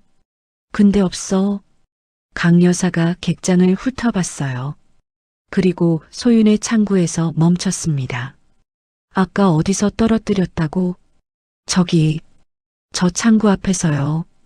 강 여사가 성큼성큼 소윤에게 다가왔습니다. 당신 아까 우리 딸이 반지 떨어뜨린 거 봤지? 소윤이 고개를 끄덕였어요. 네, 봤어요. 고객님이 주워서 가지고 가셨는데요. 근데 지금 없어. 어디 갔을까? 강 여사의 눈빛이 날카로워졌어요. 혹시 당신이 가져간 거 아니야? 소윤의 표정이 굳어졌습니다. 네, 무슨 말씀이세요? 우리 딸이 반지 떨어뜨렸을 때 내가 제일 가까이 있었잖아. 내가 슬쩍 한 거 아니야? 은행 안이 조용해졌어요. 또다시 긴장감이 감돌았습니다. 소윤이 차분하게 대답했어요. 저는 반지 만진 적 없어요. 고객님이 직접 주워서 가셨어요. 거짓말. 내가 훔쳤어. 지은이 울먹이며 소리쳤습니다. 분명히 가방에 넣었는데 저 여자가 가져간 거야. 아까 눈빛이 이상했어. 지점장이 허겁지겁 뛰어나왔어요. 무슨 일이에요? 또 무슨? 강 여사가 지점장에게 말했습니다. 지점장님, 저 직원 서랍 좀 뒤져봐요. 우리 딸 5캐럿 다이아몬드 반지가 없어졌어요. 지점장의 얼굴이 새하얗게 질렸어요. 또 이런 일이 벌어지다니. 사모님, 그게... 왜요? 못하겠어요? 우리 집이 이 은행에 얼마를 맡겨놨는데 아까 5억도 추가로 넣으려고 했는데 이럴 거면 다 뺄 거예요. 지점장이 움찔했습니다. 5억. 그 금액 앞에서 양심 따위는 아무것도 아니었죠. 이주임. 미안한데 서랍 좀 열어봐. 소윤이 지점장을 바라봤습니다. 눈빛에 실망이 가득했어요. 지점장님, 저 안 그랬어요. 진짜예요. 알아. 그냥 확인 차원에서 아무것도 아니면 되잖아. 지점장이 소윤의 서랍을 열었어요. 서류, 문구류, 개인 물품들이 보였습니다. 그런데 서랍 안쪽에서 뭔가 반짝였어요. 지점장이 손을 넣어 꺼냈습니다. 벨벳 상자였어요. 열어보니 5캐럿 다이아몬드 반지가 들어있었습니다. 은행 안이 얼어붙었어요. 강 여사가 승리의 미소를 지었습니다. 봐라, 전현이 훔쳤잖아. 소윤의 얼굴이 새하얗게 질렸어요. 저 건, 저 안 그랬어요. 어떻게 저기 있는 거예요? 지은이 눈물을 글썽거리며 소리쳤습니다. 저 여자가 도둑이에요. 경찰 불러요. 지점장이 난감한 표정으로 소윤을 바라봤어요. 이주임, 이건 어떻게 된 거야? 소윤의 입술이 떨렸습니다. 억울함에 눈물이 차올랐어요. 저 정말 안 그랬어요. 누가 넣은 거예요? 저 도둑 아니에요. 하지만 아무도 그녀의 말을 믿지 않았습니다. 증거가 너무 확실했거든요. 강 여사가 냉정하게 말했어요. 지점장님, 저 여자 당장 해고하세요. 아니면 우리 예금 전부 뺄게요. 협력사 거래도 끊을 거고요. 지점장의 얼굴에 갈등이 스쳤습니다. 하지만 오래가지 않았어요. 이주임, 일단 오늘은 집에 가. 정식 조사가 있을 거야. 소윤의 눈에서 눈물이 흘러내렸습니다. 지점장님, 저 진짜. 그만. 다른 고객들 보잖아. 소윤은 더 이상 말하지 못했어요. 떨리는 손으로 자기 물건을 챙겼습니다. 직원들은 쳐다보지도 못하고 고개를 숙였어요. 그녀가 은행 문을 나서는 순간 강 여사의 차가운 목소리가 들려왔습니다. 도둑녀는 저렇게 쫓겨나는 거야. 주제를 알았어야지. 문이 닫혔습니다. 소윤은 은행 밖 계단에 주저앉았어요. 무릎을 끌어안고 소리 없이 울었습니다. 억울했어요. 분했어요. 하지만 어떻게 증명할 방법이 없었죠. 할머니가 살아계셨다면 뭐라고 하셨을까? 우리 소윤이는 정직한 아이야. 진실은 언젠가 밝혀진다. 할머니의 목소리가 귓가에 맴돌았습니다. 소윤은 눈물을 닦고 천천히 일어섰어요. 비틀거리는 발걸음으로 집을 향해 걸었습니다. 그녀는 몰랐어요. 아까 그 모든 장면을 지켜본 사람이 있었다는 걸. 은행 건너편 카페에서 낡은 점퍼를 벗고 정장으로 갈아입은 박만석 회장이 창밖을 응시하고 있었습니다. 그의 눈빛이 차갑게 빛났어요. 감히. 낮은 목소리가 새어나왔습니다. 내 며느리한테. 주먹이 불끈 쥐어졌어요. 이제 더 이상 지켜만 보고 있을 수 없었습니다.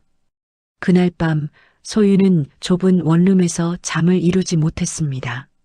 천장을 바라보며 누워 있었지만 머릿속은 복잡하게 엉켜 있었어요.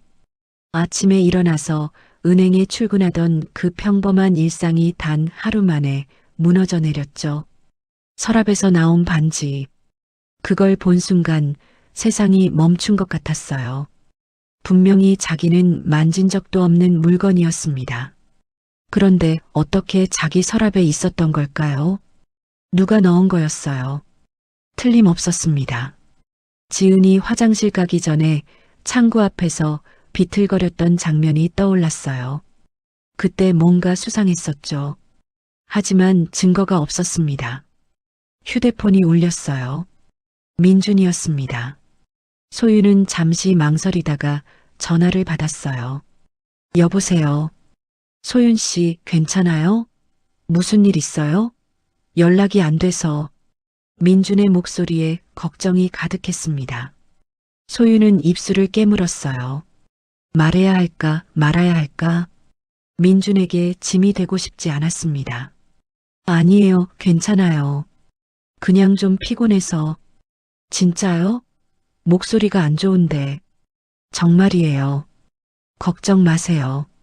전화를 끊고 나서 소윤은 무릎을 끌어안았어요. 눈물이 또 흘러내렸습니다. 민준 씨는 좋은 사람이었어요. 자신이 누군지 어떤 배경인지 모르고 다가왔을 때부터 따뜻하게 대해줬죠. 그런 사람에게 이런 일로 피해를 주고 싶지 않았습니다. 나 때문에 민준 씨까지 힘들어지면 안 돼. 소윤이 작게 중얼거렸어요. 다음 날 오전 태성은행 영등포 지점. 소윤은 출근하지 않았습니다. 아니, 출근할 수 없었어요. 지점장이 당분간 나오지 말라고 했으니까요. 대신 은행에는 다른 손님이 찾아왔습니다. 강 여사와 지은이었어요. 두 사람은 의기양양한 표정으로 VIP 라운지에 앉았습니다. 지점장이 허리를 굽신거리며 커피를 가져다 줬죠. 사모님, 어제 일은 정말 충격이셨겠어요. 직원 관리를 제대로 못해서. 됐어요. 그 여자 어떻게 됐어요? 일단 대기 발령 냈습니다. 조사가 끝나면 정식으로 징계할 거예요. 강 여사가 만족스러운 미소를 지었어요. 당연하죠. 도둑녀는 쫓겨나야지. 지은이 옆에서 입꼬리를 올렸습니다. 엄마, 이제 저 여자 인생 끝난 거야. 도둑으로 찍히면 어디서도 못 써. 그래, 내 말이 맞아. 감히 내 남자한테 눈을 굴려? 모녀가 킬킬거리며 웃었어요. 바로 그때였습니다. 은행 문이 열리며 한 무리의 사람들이 들어왔어요. 검은 정장을 입은 사내들이 앞장섰고 그 뒤로 누군가 걸어오고 있었습니다. 지점장이 고개를 돌렸어요. 그리고 그 자리에서 얼어붙었습니다. 낯익은 얼굴이었어요. 아니, 낯익는 정도가 아니었죠. 대한민국 재계에서 모르는 사람이 없는 얼굴이었습니다. 박만서, 태성그룹 회장, 지점장의 다리가 후들거렸어요. 회장님? 박 회장은 평소의 위엄 그대로였습니다. 한치의 오차도 없는 맞춤 정장, 광택이 나는 구두, 그리고 상대를 압도하는 눈빛. 그런데 뭔가 이상했어요. 그 얼굴이 어디서 본 것 같았거든요. 지점장의 머리가 빠르게 돌아갔습니다. 그리고 깨달았죠. 저 얼굴. 며칠 전 그 노숙자? 불가능했어요. 하지만 눈, 코, 입 모양이 똑같았습니다. 낡은 점퍼 대신 최고급 정장을 입었을 뿐이었죠. 지점장의 얼굴이 새하얗게 질렸어요. 강 여사도 박 회장을 봤습니다. 처음엔 누군지 몰랐어요. 그런데 뒤따라온 비서가 귓속말을 하자 얼굴이 일그러졌죠. 태성그룹 회장, 저 사람이? 지은의 표정도 굳어졌어요. 예비 시아버지가 될 수도 있었던 사람이 눈앞에 있었으니까요. 박 회장이 천천히 객장을 걸어왔습니다. 구두 소리가 대리석 바닥에 묵직하게 울렸어요. 그가 강 여사 앞에서 멈췄습니다. 오랜만이군요, 강 여사. 강 여사가 억지 미소를 지었어요. 아, 회장님, 어쩐 일로 이런 곳에. 이런 곳? 내 이름 붙은 은행인데. 박 회장의 목소리가 차가웠습니다. 강 여사가 움찔했어요. 박 회장이 고개를 돌려 지점장을 바라봤습니다. 지점장. 네. 회장님, 어제 일 보고받았어. 직원이 고객 물건을 훔쳤다며? 지점장이 허리를 90도로 굽히며 대답했어요. 그게 서랍에서 반지가 나와서. 증거가 그것뿐이야? 네. 그게 무슨. 박 회장이 비서에게 눈짓했습니다. 비서가 앞으로 나서며 태블릿을 꺼냈어요. 이걸 보시죠. 화면에 CCTV 영상이 재생됐습니다. 어제 은행 객장의 모습이었어요. 영상 속에서 지은이 화장실로 향하고 있었습니다. 소윤의 창구 앞을 지나가면서 일부러 비틀거렸어요. 뭔가 떨어뜨리는 척했죠. 그런데 자세히 보니 그녀의 손이 소윤의 서랍 쪽으로 슬쩍 움직였어요. 벨벳 상자를 넣는 모습이 선명하게 찍혀 있었습니다. 은행 안이 조용해졌어요. 강 여사의 얼굴이 새하얗게 질렸습니다. 지은은 입을 벌린 채 아무 말도 못했어요. 박 회장이 낮은 목소리로 말했습니다. 무고죄라는 거 알지? 강 여사가 더듬거렸어요. 그건 오해예요. 우리 지은이가 장난으로. 장난? 박 회장의 눈빛이 매서워졌습니다. 죄 없는 사람 도둑으로 몰아서 인생을 망치려 한 게 장난이야? 강 여사가 뒤로 물러섰어요. 다리가 후들거렸습니다. 회장님, 저희가 잘못했어요. 용서해 주세요. 용서? 박 회장이 코웃음을 쳤어요. 내 며느리한테 한 짓을 용서하라고? 순간 은행 안이 얼어붙었습니다. 며느리? 강 여사의 눈이 휘둥그레졌어요. 지은도 멍한 표정이었죠. 지점장은 입을 벌린 채 아무 말도 못했습니다. 박 회장이 천천히 말을 이었어요. 이소윤은 내 아들이 선택한 여자야. 곧 내 며느리가 될 사람이지. 강 여사의 무릎이 꺾였습니다. 그 자리에 털썩 주저앉았어요. 회장님, 저희가 정말 몰랐어요. 제발. 지은도 덩달아 무릎을 꿇었습니다. 죄송해요. 정말 죄송해요. 박 회장은 차갑게 내려다봤어요. 늦었어. 당신 남편 회사, 우리 태성그룹이랑 거래 끊어. 오늘부로. 강 여사의 얼굴이 새파랗게 질렸습니다. 그러시면 안 돼요. 저희 회사가 망해요. 그건 내 알 바 아니야. 박 회장이 돌아섰습니다. 그리고 지점장. 네. 당신도 해고야. 지점장이 휘청거렸어요. 눈앞이 캄캄해지는 것 같았습니다. 회장님, 한 번만 봐주세요. 제발. 박 회장은 대답하지 않았어요.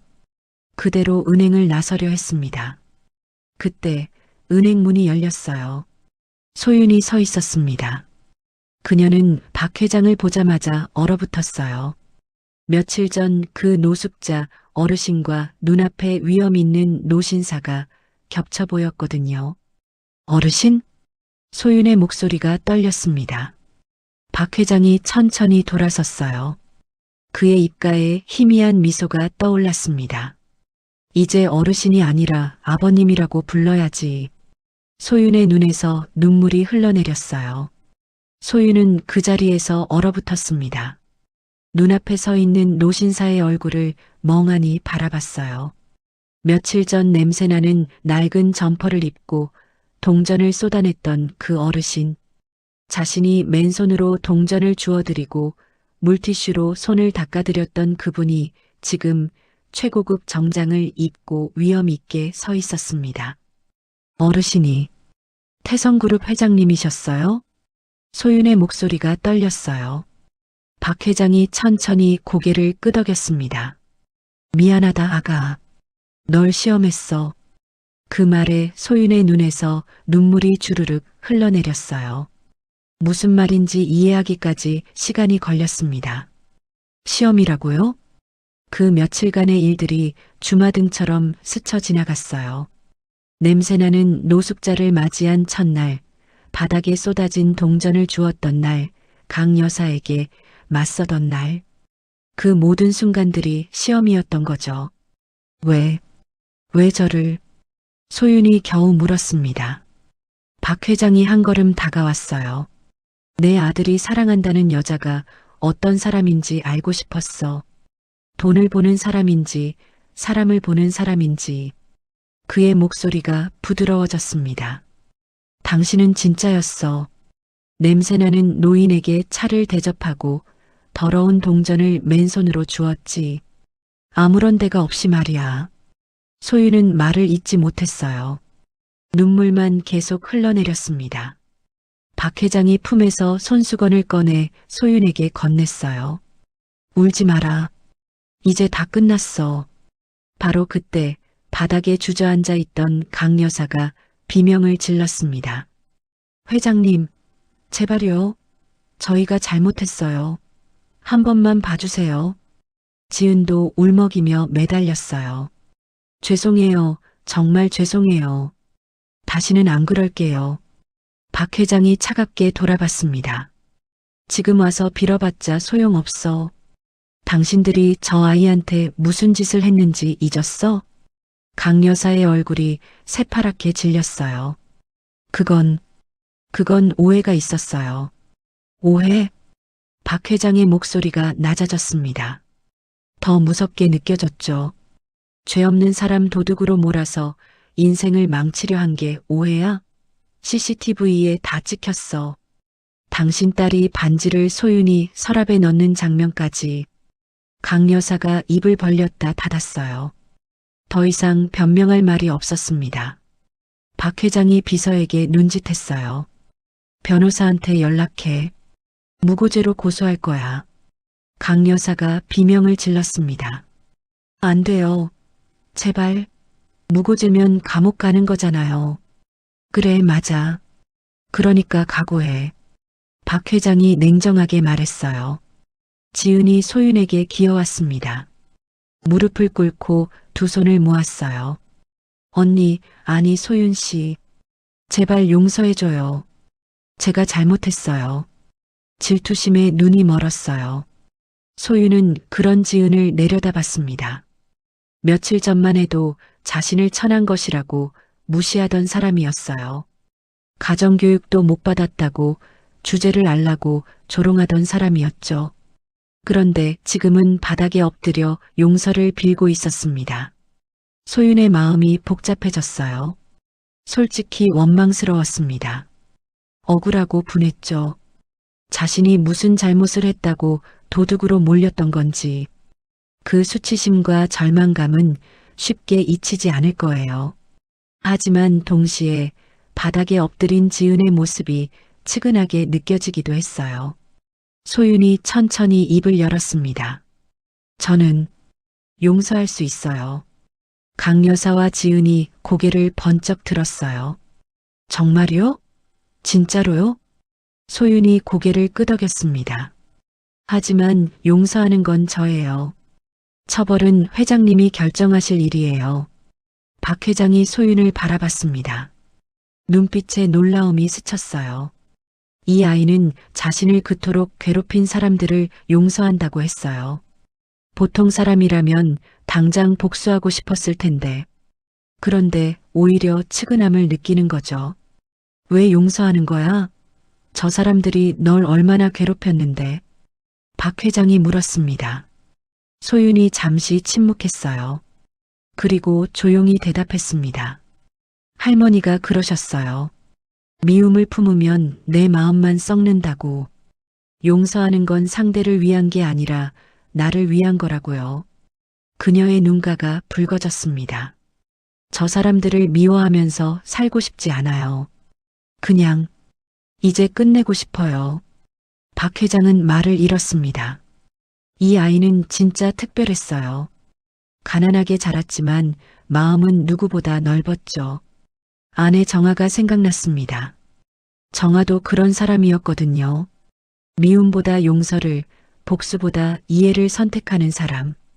정아야, 당신이 보내준 거지? 박 회장이 속으로 중얼거렸어요. 한참의 침묵 끝에 박 회장이 입을 열었습니다. 좋아. 내 뜻을 존중하마. 강 여사와 지은이 안도의 한숨을 쉬었어요. 고맙습니다, 회장님. 하지만 박 회장의 목소리가 다시 차가워졌습니다. 거래 끊는 건 변함없어. 그리고 다시는 내 며느리 앞에 얼씬도 하지 마. 알겠어? 강 여사가 연신 고개를 끄덕였어요. 네, 절대로요. 그리고 박 회장이 소윤을 바라봤습니다. 저 사람들한테 직접 사과받아. 제대로. 강 여사와 지은이 소윤 앞에 다시 무릎을 꿇었어요. 정말 죄송했어요. 다시는 안 그럴게요. 용서해줘요, 제발. 소윤은 그들을 내려다보다가 조용히 고개를 끄덕였습니다. 일어나세요. 강 여사와 지은이 비틀거리며 일어났어요. 그리고 도망치듯 은행을 빠져나갔습니다. 하이힐 소리가 허겁지겁 멀어져 갔죠. 은행 안에 정적이 흘렀습니다. 지점장이 여전히 벌벌 떨며 서 있었어요. 박 회장이 그를 돌아봤습니다. 지점장. 네. 회장님. 아까 해고한다고 했지? 지점장의 얼굴이 새하얗게 질렸어요. 회장님. 제발 한 번만 봐주세요. 제가 잘못했어요. 뭘 잘못했는데? 저는 그냥. 지점장이 말을 더듬었어요. 제대로 된 대답을 하지 못했습니다. 박 회장이 냉정하게 말했습니다. 당신은 VIP 앞에서 직원을 버렸어. 증거도 없이 도둑으로 몰았지. 그게 지점장이 할 짓이야? 지점장이 고개를 푹 숙였어요. 죄송합니다. 미안하다고 다 되는 게 아니야. 당신 때문에 한 사람이 얼마나 상처받았는지 알아? 박 회장의 목소리가 높아졌습니다. 당신 같은 사람이 위에 있으면 아래 직원들이 다 썩어. 오늘부로 보직 해임이야. 지점장이 무릎을 꿇었어요. 회장님, 제발요. 하지만 박 회장은 더 이상 쳐다보지도 않았습니다. 그가 소윤에게 다가왔어요. 부드러운 표정으로 물었습니다. 많이 힘들었지? 소윤의 눈에서 다시 눈물이 흘러내렸어요. 네. 정말 힘들었어요. 박 회장이 품에서 작은 상자를 꺼냈습니다. 열어보니 반짝이는 진주 목걸이가 들어 있었어요. 이건 내 아내가 쓰던 거야. 이제 너한테 주고 싶구나. 소윤이 눈을 동그랗게 떴어요. 이런 귀한 걸 제가 어떻게 해. 내 며느리니까 당연한 거야. 박 회장이 따뜻하게 웃었습니다. 우리 정아가 살아있었으면 널 정말 좋아했을 거야. 너무 닮았거든. 소윤은 떨리는 손으로 상자를 받았어요. 진주 목걸이가 은은하게 빛났습니다. 감사합니다. 아버님. 그 말을 듣는 순간 박 회장의 눈가가 촉촉해졌어요. 아버님, 얼마나 듣고 싶었던 말인지. 바로 그때 은행 문이 열리며 누군가 뛰어들어왔습니다. 민준이었어요. 소윤 씨, 괜찮아요? 민준이 헐레벌떡 달려와 소윤을 끌어안았습니다. 아버지한테 연락받고 바로 왔어요. 미안해요. 진작 지켜주지 못해서. 소윤이 민준의 품에서 울음을 터뜨렸어요. 그동안 참았던 감정이 한꺼번에 쏟아져 나왔습니다. 민준이 소윤을 꼭 안아주며 등을 토닥였어요. 이제 괜찮아요. 다 끝났어요. 박 회장은 그 모습을 바라보며 미소 지었습니다. 정아, 봤어? 우리 아들 좋은 사람 만났어. 그는 창밖을 바라봤어요. 햇살이 따뜻하게 내리쬐고 있었습니다. 오랫동안 얼어붙어 있던 마음이 녹아내리는 것 같았어요. 이제 마지막 한 가지만 남았습니다. 정식으로 며느리를 맞이하는 일이었죠. 그로부터 일주일이 지났습니다. 태성은행 영등포 지점은 완전히 분위기가 달라져 있었어요. 새 지점장이 부임했고 직원들의 표정도 한결 밝아졌죠. 무엇보다 소윤이 복직했습니다. 그날 아침 소윤은 평소처럼 출근했어요. 유니폼을 입고 명찰을 달았습니다. 거울에 비친 자신의 모습을 보며 깊은 숨을 들이쉬었죠. 다시 시작이야. 은행 문을 열고 들어서자 동료들이 일제히 박수를 쳤어요. 소윤 씨, 다시 와줘서 고마워요. 정말 미안했어요. 그때 아무것도 못해서. 앞으로는 우리가 편히 될게요. 소윤의 눈시울이 붉어졌습니다. 며칠 전만 해도 아무도 눈을 마주치지 않았던 사람들이었어요. 쳐다보지도 못하고 고개를 숙이던 사람들이었죠. 하지만 소윤은 원망하지 않았습니다. 그들도 어쩔 수 없었던 거예요. 힘없는 사람이 힘 있는 사람 앞에서 버티기란 쉽지 않으니까요. 괜찮아요. 다들 고마워요. 소윤이 환하게 웃었습니다. 새 지점장이 다가왔어요. 50대 초반의 여성이었습니다. 인상이 따뜻했죠. 이주임, 본사에서 연락 왔어요. 오늘 오후에 중요한 손님이 오신대요. 중요한 손님이요? 응, 회장님이 직접 오신다고. 소윤의 심장이 쿵 하고 내려앉았어요. 회장님, 박만석 회장, 이제는 아버님이라고 불러야 할 사람. 아직도 실감이 나지 않았습니다. 며칠 전 냄새나는 노숙자로 알았던 분이 대한민국 손꼽히는 재벌 총수였다니요. 오후 2시 은행 앞에 검은색 세단 여러 대가 멈춰 섰습니다. 직원들이 웅성거리기 시작했어요. 회장님 오셨다. 긴장되네. 은행 문이 열리고 박만석 회장이 들어왔습니다. 한치의 오차도 없는 맞춤 정장, 광택이 나는 구두, 그리고 상대를 압도하는 눈빛. 지난번 노숙자 행색과는 천지 차이였죠. 그 뒤로 민준이 따라왔어요. 역시 정장 차림이었습니다. 두 사람은 마치 영화 속 장면처럼 멋있었어요. 직원들이 일제히 허리를 숙였습니다. 안녕하십니까, 회장님. 박 회장이 손을 들어 인사를 받았어요. 그리고 객장을 천천히 둘러봤습니다. 그의 시선이 소윤의 창구에서 멈췄죠. 소윤이 자리에서 일어나 인사했어요. 안녕하세요, 회장님. 박 회장의 입가에 미소가 떠올랐습니다. 회장님이 아니라 뭐라고 해야 한다고 했지? 소윤의 얼굴이 빨갛게 달아올랐어요. 직원들이 보는 앞에서 아버님이라고 부르기가 쑥스러웠거든요. 그게 박 회장이 웃으며 손을 내저었어요. 농담이야. 여기선 회장님이라고 불러도 돼. 민준이 소윤에게 다가왔습니다. 소윤 씨, 오늘 중요한 일이 있어서 왔어요. 중요한 일이요? 박 회장이 비서에게 눈짓했어요. 비서가 앞으로 나서며 마이크를 켰습니다. 잠시 주목해 주십시오. 회장님께서 발표하실 말씀이 있습니다. 은행 안이 조용해졌어요. 모든 시선이 박 회장에게 쏠렸습니다. 박 회장이 천천히 입을 열었어요. 오늘 이 자리에서 두 가지를 발표하겠습니다. 직원들이 긴장한 표정으로 귀를 기울였어요.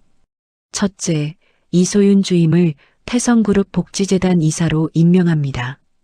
은행 안이 술렁거렸어요. 소윤도 눈을 동그랗게 떴습니다. 네, 저를요? 박 회장이 고개를 끄덕였어요. 내 아내가 생전에 만든 복지재단이야. 어려운 이웃을 돕는 일을 하지.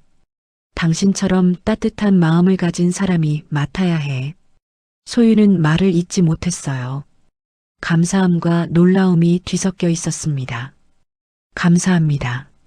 최선을 다하겠습니다. 박 회장이 미소 지었어요. 둘째, 그가 민준을 바라봤습니다. 내 아들 박민준과 이소윤 주임의 약혼을 공식적으로 발표합니다. 은행 안이 떠들썩해졌어요.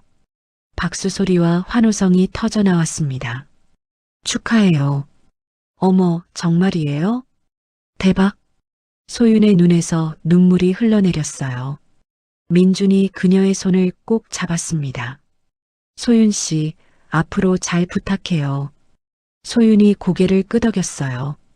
저야말로요. 박 회장이 품에서 작은 상자를 꺼냈습니다. 열어보니 반짝이는 다이아몬드 반지가 들어있었어요. 이건 약혼 반지야. 내가 아내한테 줬던 거지. 소윤이 두 손으로 입을 막았어요. 이렇게 귀한 걸 귀하니까 주는 거야. 내 며느리니까. 민준이 반지를 받아 소윤의 손가락에 끼워줬어요. 반지가 은은하게 빛났습니다. 직원들이 다시 박수를 쳤어요. 누군가는 휴대폰으로 사진을 찍었고 누군가는 눈물을 글썽거렸죠. 바로 그때 은행 문이 벌컥 열렸습니다. 강 여사였어요. 얼굴이 창백했고 눈이 충혈되어 있었습니다. 머리는 헝클어져 있었고 옷차림도 전과 달리 초라했죠. 회장님, 제발 한 번만 더 봐주세요. 강 여사가 달려와 박 회장 앞에 무릎을 꿇었어요. 우리 회사가 망하게 됐어요. 거래처가 다 끊기고 은행에서 대출 회수한다고 하고. 제발요. 박 회장이 차갑게 내려다봤습니다. 그건 당신이 자초한 일이야. 알아요. 제가 잘못했어요. 하지만 이러다간 정말 길바닥에 나앉게 돼요. 강 여사가 눈물을 흘리며 애원했어요. 며칠 전 소윤에게 쏟아냈던 그 오만함은 온데간데 없었습니다. 소윤은 그 모습을 바라봤어요. 솔직히 시원하기도 했습니다. 자신을 그토록 괴롭히고 모욕했던 사람이 무릎 꿇고 비는 모습이니까요. 하지만 동시에 마음 한구석이 불편했어요. 저 사람도 누군가의 엄마고 누군가의 아내였으니까요. 소윤이 박 회장에게 조용히 다가왔습니다. 아버님, 박 회장이 돌아봤어요. 왜? 저분, 한 번만 더 기회를 주시면 안 될까요? 박 회장의 눈썹이 꿈틀했습니다. 내가 왜 저 사람을 감싸는 거야?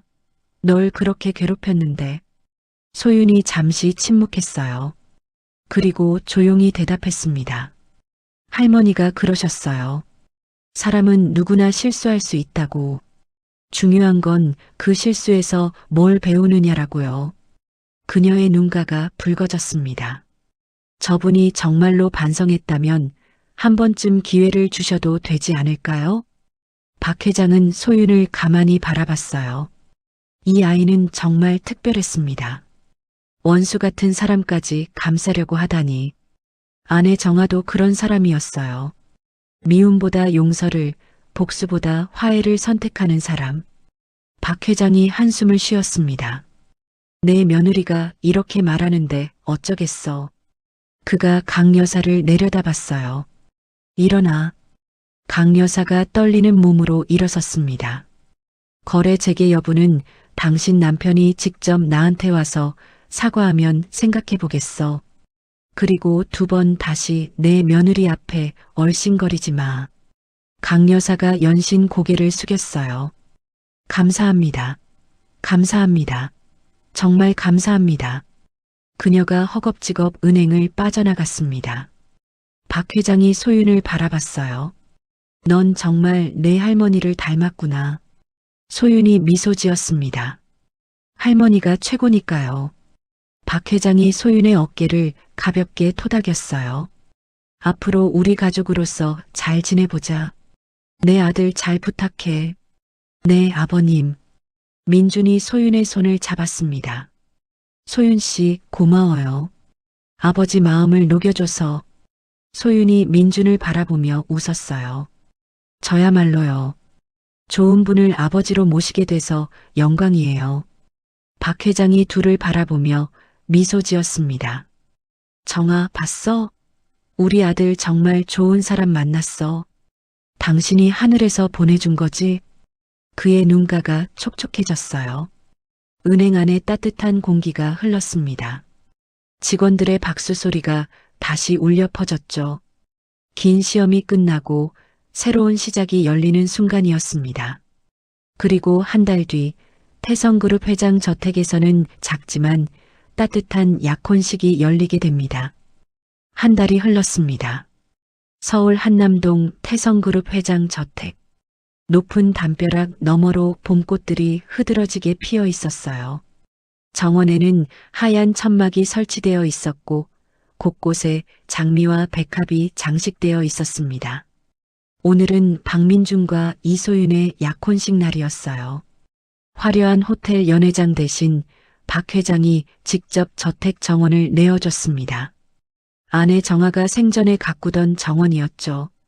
장미덩굴 아래 작은 단이 마련되었고 의자는 고작 30개 정도였어요. 소윤의 뜻이었습니다. 정말 소중한 사람들만 모시고 싶어요. 가족과 가까운 친구들, 그리고 소윤이 봉사하던 보육원 아이들. 아이들은 새 옷을 입고 들떠 있었어요. 소윤은 드레스룸에서 거울을 바라보고 있었습니다. 순백의 원피스를 입은 모습이 낯설었어요. 화려한 웨딩드레스가 아니라 소박하고 단정한 원피스였지만 그녀에게는 세상에서 가장 아름다운 옷이었습니다. 머리에는 작은 들꽃으로 만든 화관을 썼어요. 할머니가 살아계셨을 때 시장에서 사다 주시던 들꽃과 비슷했죠. 할머니, 보고 계시죠? 소윤이 작게 속삭였습니다. 눈가가 촉촉해졌어요. 문이 노크 소리와 함께 열렸습니다. 박 회장이 서 있었어요. 회색 정장을 입고 있었지만 평소와 달리 표정이 부드러웠습니다. 들어가도 되겠니? 네, 아버님. 박 회장이 천천히 들어왔어요. 소윤의 모습을 보더니 잠시 말을 잃었습니다. 정아 닮았구나. 그의 목소리가 떨렸어요. 내 아내도 결혼할 때 이렇게 예뻤어. 화려한 드레스 대신 소박한 한복을 입었지. 그때 내가 가진 거라곤 아무것도 없었는데 그래도 행복했어. 소윤이 조용히 들었습니다. 박 회장이 품에서 작은 주머니를 꺼냈어요. 낡은 천주머니였습니다. 세월의 흔적이 고스란히 묻어 있었죠. 이게 뭔지 아니? 소윤이 고개를 저었어요. 박 회장이 주머니를 열었습니다. 안에서 반짝이는 것이 나왔어요. 10원짜리 동전 하나였습니다. 소윤의 눈이 커졌어요. 이건 내가 처음 만났을 때 닦아준 동전이야. 박 회장의 목소리가 잠겼습니다. 그날 은행 바닥에 동전을 쏟았을 때 모두가 피하고 손가락질했어.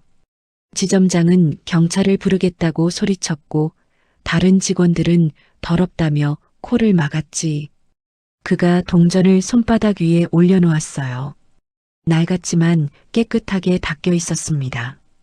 근데 너는 달랐어. 맨손으로 동전을 주었지. 치마가 더러워지는 것도 손이 지저분해지는 것도 아랑곳하지 않았어. 소윤의 눈에 눈물이 고였습니다. 그때 내가 말했잖아. 피땀 흘려 모으신 귀한 돈인데 어떻게 더러워요 라고. 박 회장이 소윤의 손을 잡았어요. 그리고 동전을 그녀의 손바닥 위에 올려놓았습니다. 이 10원은 못난 시아버지가 널 의심하고 시험했던 부끄러운 돈이야. 하지만 내가 닦아줘서 세상 그 어떤 다이아몬드보다 빛나게 됐어. 그의 눈가가 촉촉해졌습니다. 이걸 며느리 예물로 받아주겠니? 우리 집에 와주렴. 소윤은 말을 잇지 못했어요. 눈물이 주르륵 흘러내렸습니다. 아버님, 미안했어. 처음부터 믿어주지 못해서, 조건만 보고 사람을 판단하려 해서. 박 회장의 목소리가 떨렸어요. 내 아내가 늘 말했거든. 사람의 크기는 가진 게 아니라 품은 거라고. 근데 나는 그 말을 잊고 살았어. 소윤이 고개를 저었습니다. 아니에요. 아버님이 그렇게 하신 건 아드님을 지키고 싶으셨던 거잖아요. 저도 부모님이 계셨다면 똑같이 하셨을 거예요. 박 회장이 소윤을 바라봤어요. 이 아이는 정말 특별했습니다. 자신의 잘못까지 감싸주려고 하다니. 정아야, 당신이 보내준 거지? 박 회장이 속으로 중얼거렸어요. 자, 이제 나가자. 다들 기다리고 있어. 박 회장이 팔을 내밀었습니다. 소윤이 그 팔을 잡았어요. 정원으로 나가는 문이 열렸습니다. 햇살이 따뜻하게 쏟아져 내렸어요. 하객들이 일제히 고개를 돌렸습니다. 박수 소리가 터져 나왔죠. 보육원 아이들이 꽃잎을 뿌리며 환호했어요. 선생님 예뻐요. 와, 공주님 같아. 소윤이 환하게 웃었습니다. 단 앞에 민준이 서 있었어요. 그는 소윤을 보자마자 눈물을 글썽거렸습니다. 울지 마세요, 민준 씨. 소윤이 장난스럽게 말했어요. 당신이 울면 나도 울잖아요. 미안해요. 너무 예뻐서. 민준이 웃으며 눈물을 닦았습니다. 박 회장이 소윤의 손을 민준에게 건넸어요. 이제 내가 지켜라. 평생 행복하게 해줘. 네, 아버지. 약속드립니다. 민준이 소윤의 손을 꼭 잡았습니다. 짧지만 따뜻한 예식이 진행되었어요. 화려한 주례사도 긴 축사도 없었습니다. 다만 두 사람이 서로에게 약속하는 시간이었죠. 평생 당신 곁에서 함께 웃고 함께 울겠습니다. 민준이 먼저 말했어요. 평생 당신을 믿고 당신과 함께 따뜻한 가정을 만들겠습니다. 소윤이 대답했습니다. 두 사람이 서로를 바라보며 미소 지었어요. 그리고 조용히 손을 맞잡았습니다. 박수 소리가 정원을 가득 채웠어요. 보육원 아이들이 다시 꽃잎을 뿌리며 뛰어다녔습니다. 박 회장은 맨 앞줄에 앉아 그 모습을 바라봤어요. 옆자리에는 아내 정아의 사진이 작은 액자에 담겨 놓여 있었습니다. 정아, 봤어? 우리 아들 결혼해. 그가 사진을 향해 속삭였어요. 당신이 좋아할 만한 며느리야. 따뜻하고 정직하고 사람을 볼 줄 아는 아이야. 당신을 꼭 닮았어. 그의 눈가가 촉촉해졌습니다. 예식이 끝나고 작은 피로연이 이어졌어요. 정원 한쪽에 마련된 테이블에서 사람들이 음식을 나눠 먹었습니다. 아이들은 잔디밭을 뛰어다니며 놀았죠. 소윤이 박 회장에게 다가왔습니다. 아버님, 정말 감사합니다. 이렇게 예쁜 곳에서 약혼식을 할 수 있게 해주셔서. 박 회장이 고개를 저었어요. 내가 고맙지. 우리 가족이 되어줘서. 그가 잠시 망설이다가 말을 이었습니다. 그리고 부탁이 하나 있어. 네, 말씀하세요. 내 아내가 생전에 만든 복지재단이 있어. 거기 산하에 보육원도 있고 내가 봉사하던 그곳도 우리 재단 소속이야. 소윤이 눈을 동그랗게 떴어요. 정말요? 응. 아내가 떠난 후로 내가 신경을 못 썼어. 너무 아팠거든. 하지만 내가 그곳에서 아이들을 돌보는 걸 보고 다시 용기가 났어. 박 회장이 소윤의 손을 잡았습니다. 앞으로 그 재단을 내가 맡아줬으면 해. 어려운 이웃을 돕는 일, 당신처럼 따뜻한 사람이 해야 해. 소윤의 눈에 눈물이 고였어요. 제가요? 저 같은 사람이요? 너 같은 사람이니까 부탁하는 거야. 박 회장이 따뜻하게 웃었습니다. 소윤이 고개를 숙였어요.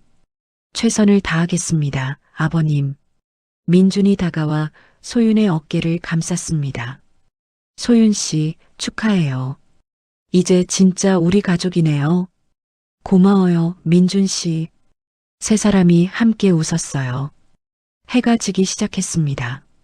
하늘이 주황빛으로 물들었어요. 하객들이 하나둘 돌아가고 정원은 다시 고요해졌습니다. 박 회장은 혼자 정원 벤치에 앉아 있었어요. 손에는 아내의 사진을 들고 있었습니다. 정아, 나 잘했지?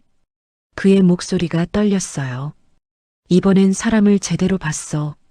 당신이 늘 말했던 것처럼 가진 게 아니라 품은 걸 봤어. 바람이 불어왔습니다. 장미 꽃잎이 흩날렸어요. 꽃잎 하나가 박 회장의 어깨에 살포시 앉았습니다. 이게 당신이 보내는 신호인가? 잘했다고 하는 거지? 그가 꽃잎을 손에 받아 바람에 날려보냈어요. 꽃잎은 하늘 높이 날아올라 사라졌습니다. 저택 거실에서 웃음소리가 들려왔어요. 민준과 소윤이 함께 이야기를 나누고 있었습니다. 여보, 보육원 아이들 정말 좋아했죠? 응. 오늘 정말 행복했어. 우리도 나중에 아이 낳으면 따뜻하게 키우자. 그래요. 꼭 그렇게 해요. 박 회장은 그 대화를 들으며 미소 지었습니다. 정아, 우리 이제 쉬어도 되겠어. 아들이 좋은 사람 만났고 나도 다시 사람 사는 법을 배웠으니까. 그는 사진을 가슴에 품었어요. 밤이 깊어갔습니다. 하지만 저택에는 따뜻한 불빛이 켜져 있었어요. 오랫동안 차갑고 쓸쓸했던 그 집에 드디어 온기가 돌아온 거죠. 한 노인의 시험은 끝이 났습니다. 그리고 새로운 가족의 이야기가 시작되었어요. 10원짜리 동전 하나로 시작된 인연. 그것이 세상에서 가장 값진 보물이 되었습니다. 사랑과 믿음으로 이어진 진짜 가족의 이야기. 이렇게 그들은 오래오래 행복하게 살았습니다. 오늘의 이야기가 마음 한구석에 작은 숨결처럼 스며들었다면 앞으로도 당신의 하루에 조용한 위로가 되어드릴 이야기로 찾아오겠습니다. 구독과 좋아요는 큰 힘이 됩니다. 그리고 사연의 주인공을 위한 따뜻한 응원 한 줄 댓글에 남겨주세요. 당신의 오늘이 조금 더 행복하길 기원합니다. 인생우리였습니다.